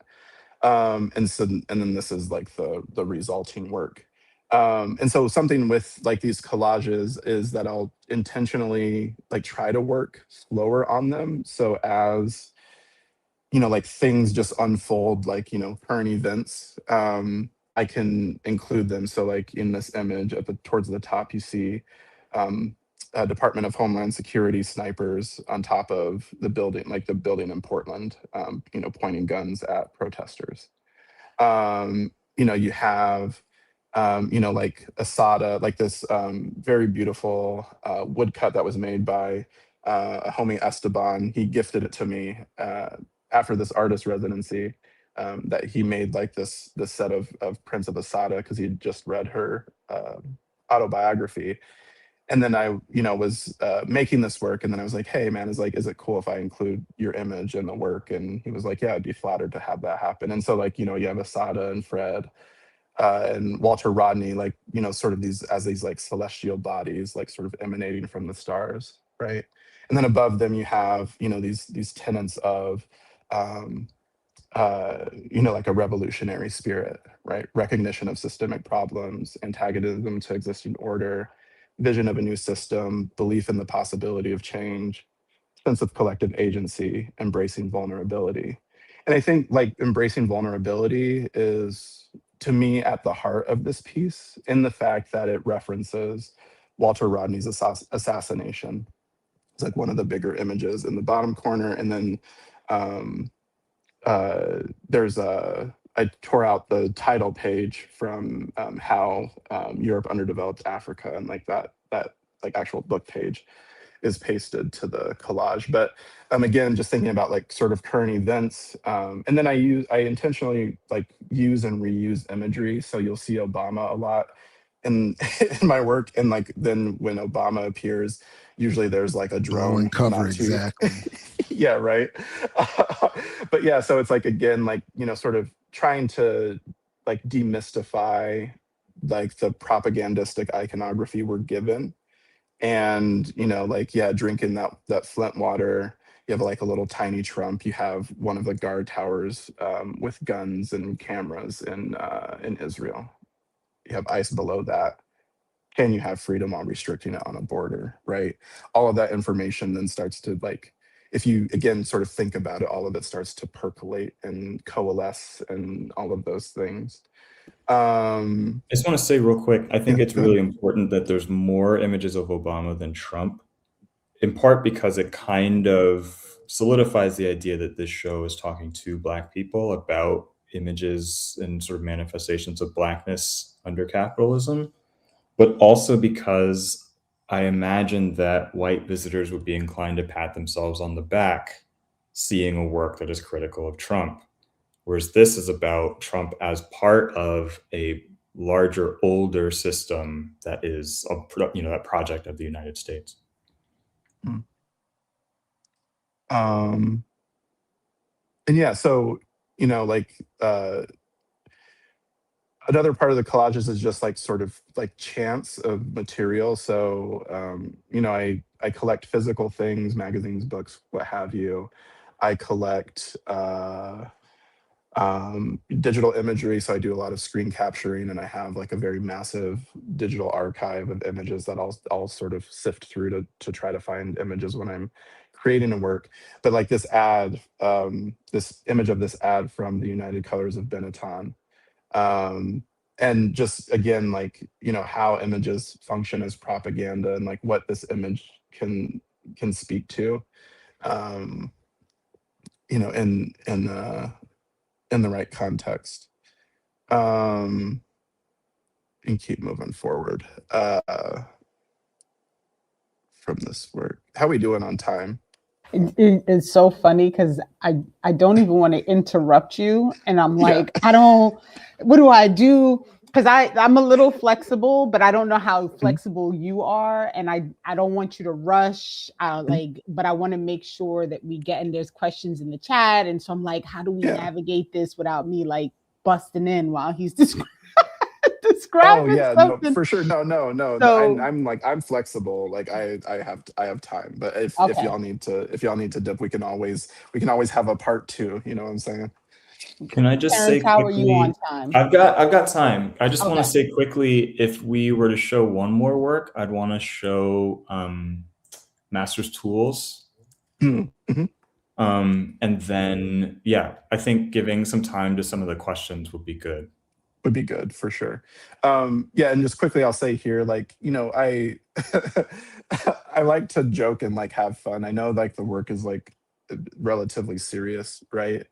Um, but I think there's always moments for levity, and so like this image, the self-portrait fronting, right? You know, I have these like foil, these foil fronts that I made, you know, taking this ridiculous self-portrait. But yeah, you gotta make some room for levity. But yeah, let's get to Master's Tools. The OJ glove. Oh, Yeah, we're flying bro. through so much. Yeah, the OJ. We gotta come back to that reference at some point. But yeah, let's get to Master's Tools. So yeah, so this is like again another gallery view. Master's Tools is the pile of wood that's in that corner there. So we'll get to. Let me scroll down to that one. I'll just say, I tell this story a little bit, but Zora texted me, he goes, "Don't kill me, I had a dream." And what was it? You just dreamed that you set the museum on fire? Yeah, well, Yeah. yeah. So what did I say? I said I had a dream of a cleansing fire. Yes, that Um, was it. Yeah. yeah, no, it's like this sort of vivid dream that I had, where there was like this fire, but then I was talking to somebody, about like, I want this to be different. Like you need to do something different. Like you need to actually like speak to people. Like that's your job. And then like towards the end of the dream, I realized that it was me that I was talking to. Um, and then yeah, I immediately, like when I woke up, I immediately texted Terence and I was like, I think I just got a sign, like this cleansing fire. So we had to like burn down sort of the idea of the show. And then So yeah, go ahead. forgive me. One of the questions that I do have for from my question is about the institution of the museum. Mhm. I hate them as Yeah. institutions. But I'm not meaning, obviously, I'm not an artist, and I'm obviously not meaning to, my comments are not about the art that is contained therein necessarily, but just maybe it is, but depending on, you know, the art, that there's a politics to it. So could you elaborate maybe a little bit on Yeah, absolutely. I mean, I think it's like I guess like as an artist, I'm trying, like, as a professor, as a human being, I'm trying to find like a different way, right? I know that this space, there's like no meaningful work is happening in this space. Like I guess like meaningful maybe in the sense that like, um, you know, I believe in art's capacity to educate. So I can make these things, I can try to educate people, or try to engage them like in intellectual struggle, right? But inside of this space, like there's no legitimate work that's going to happen. And then I think this work like actually like is indicative of that idea. So the original idea for this piece was that I wanted it to be a pile of wood, gas cans filled with actual gas and like matches. And we'll just see what happens, right? Um, when I told the fabrication team that, immediately their minds went to like, how do we make this simulacra? How do we make this into something that appears to be like a quote unquote dangerous thing or like precarious thing? Um, but you know, we don't think we can do that. And so we went through like sort of these rounds of like trying to figure out, okay, like, well, if we actually have gas, can we put them in a locked flammable cabinet to meet museum code? You know, like they were like, well, can we bolt the cans to the floor? Can the matches be like fake matches and you try to strike them and they won't actually do anything? Like their goal was to sort of hollow out the idea to make it museum safe. But I think that like, again, like sort of indicates what these spaces really are at the end of the day, right? Like they're not going to put the institution at risk. And so, you know, yeah, I mean, but it's like, I think that because I could decide like, okay, like I'm just not going to show in this space, right? But then like what, like I guess giving up on that opportunity to try to communicate something like that gets sort of lost, right? I'm also like, you know, a part of this is like a part, doing shows like this is a part of my job, making art is a part of my job, right? Like everybody else, I have to stabilize. um and so, but I think this piece, I guess like what my hope is that it really brings to the forefront like everything that you're seeing in the room is simulacra, right? Like everything that you're seeing in the room is not like actual work to get us to liberation. It's like propaganda to help support the ideology of liberation, right? But it's not like we're saying like with the, you know, like the Super Bowl and like the all of that stuff, right? It's not, you know, it's not there. And then it also points to how all of like, you know, like black artists and art professionals and whoever, we all got swept up into laundering black rage, you know, like during the mass tokenization event of, you know, of 2020, right? You know, so like the reason why I included Two Black's quote here is because I the first time I read the essay, um, you know, it was one of those moments where it was like, like I had felt this sort of dissonance. I had known that I had been through something. It felt bad, right? Even though I had good intentions, there's still blood on my hands, right? Um, and so then, yeah, bringing that directly into the space, you know, this piece that like you can't actually set fire to it. The wood is like hyper constructed to make a very particular looking pile. Like they're screwed to the wall and to the floor. You know, the gas cans are empty and fastened to the floor. All of the matches have been struck, so it literally like is not dangerous, even though it presents as dangerous, right?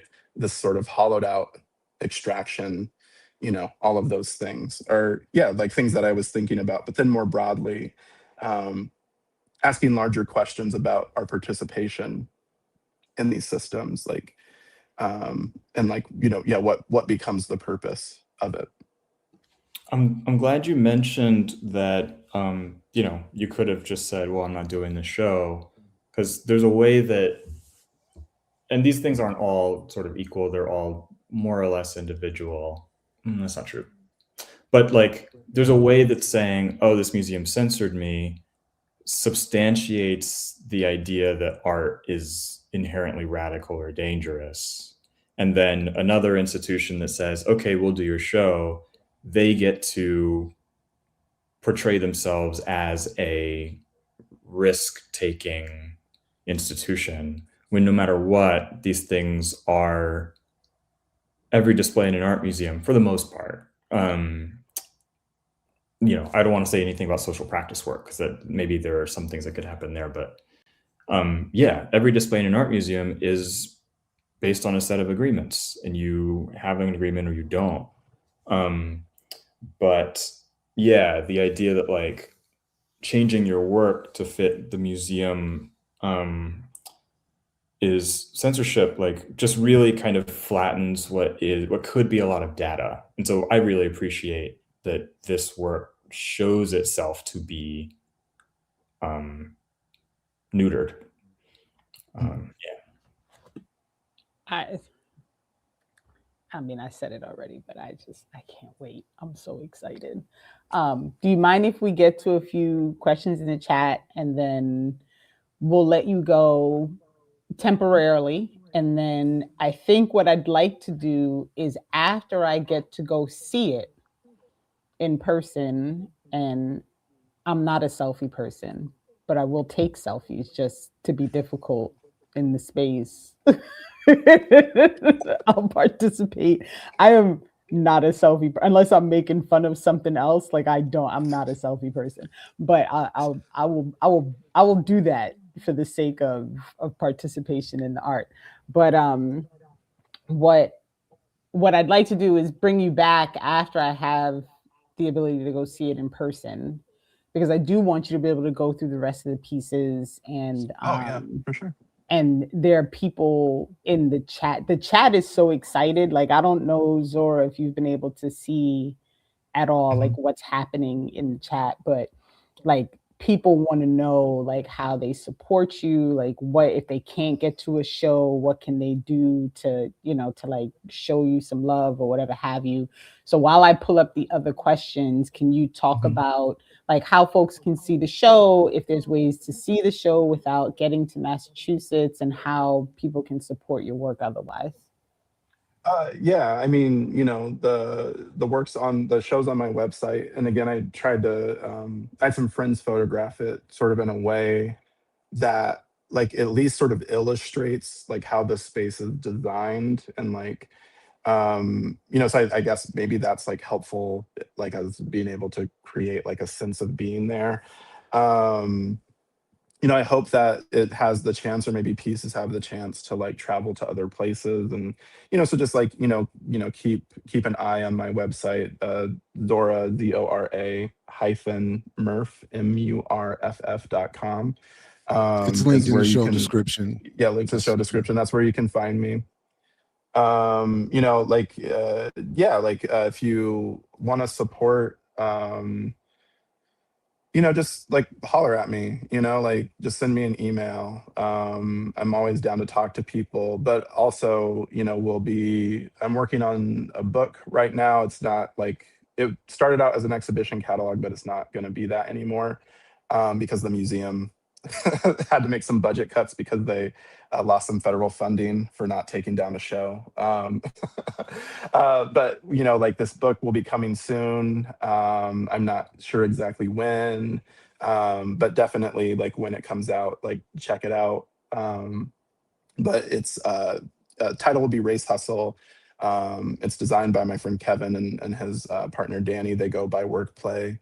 And then it's featuring authors Two Black, Tay Butler, Felicia Deneau, Habiba Hobson, Renee, of course, my homie Jay Simple, Terence, of course, and then my other homie Sonny.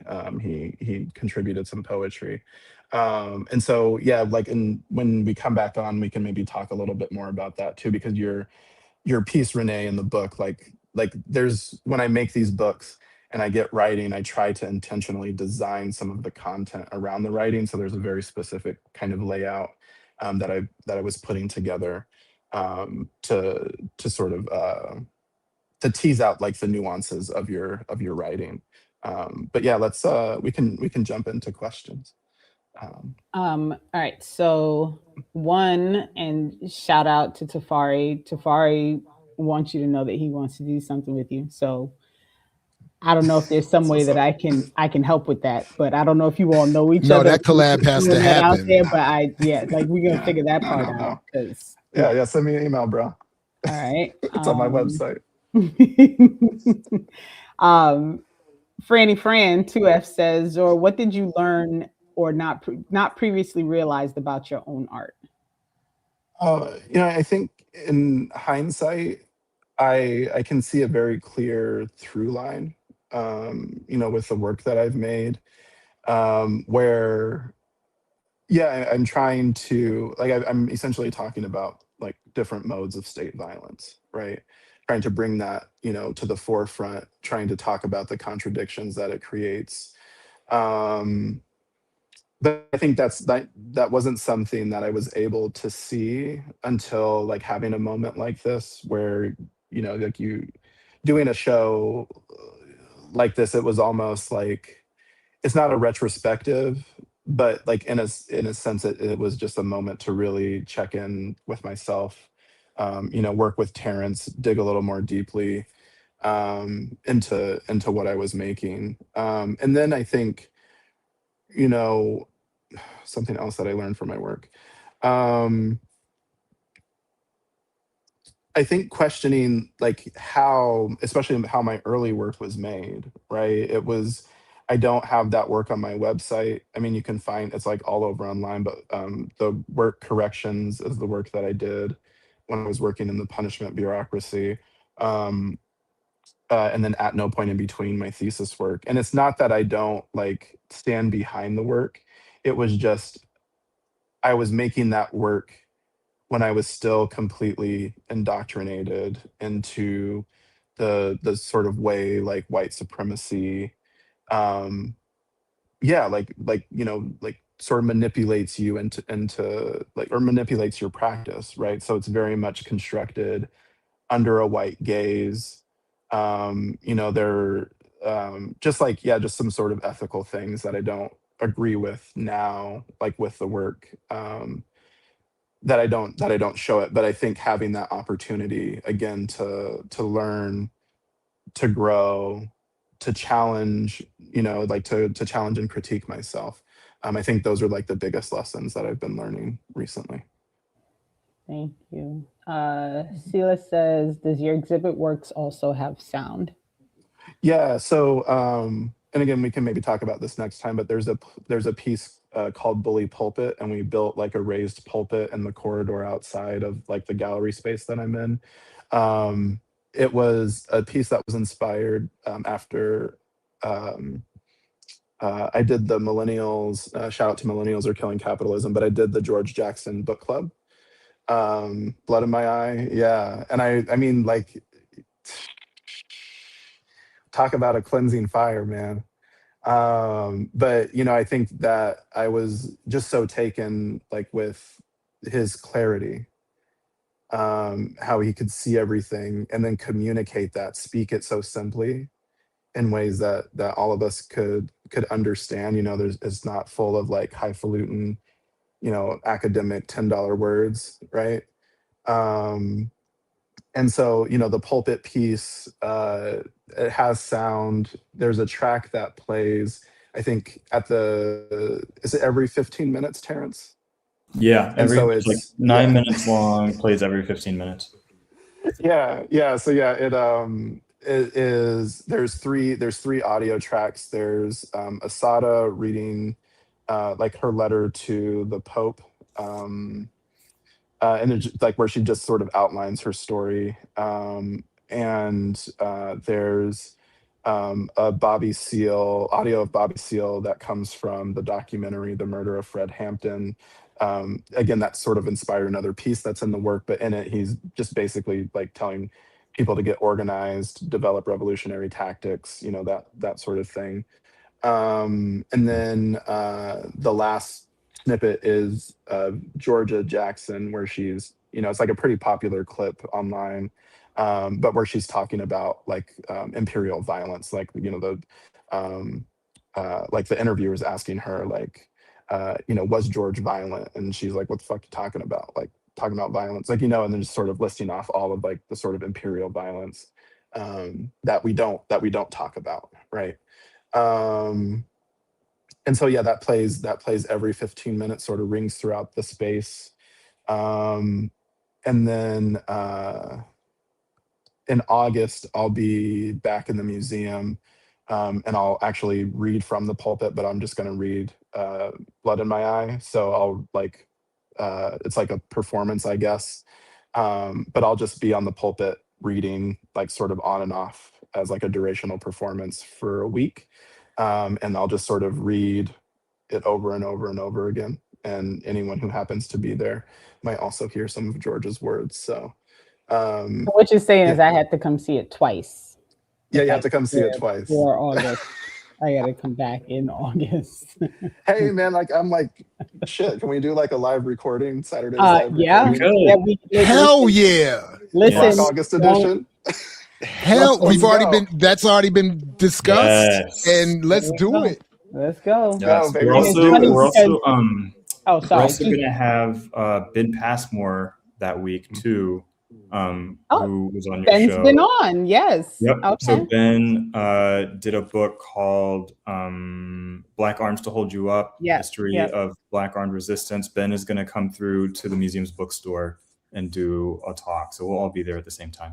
That's dope.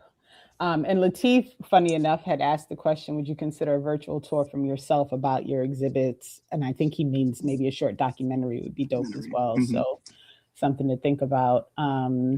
And then just very quickly, Tafari had also said that you were speaking to their heart. So shout out for that. And love then that.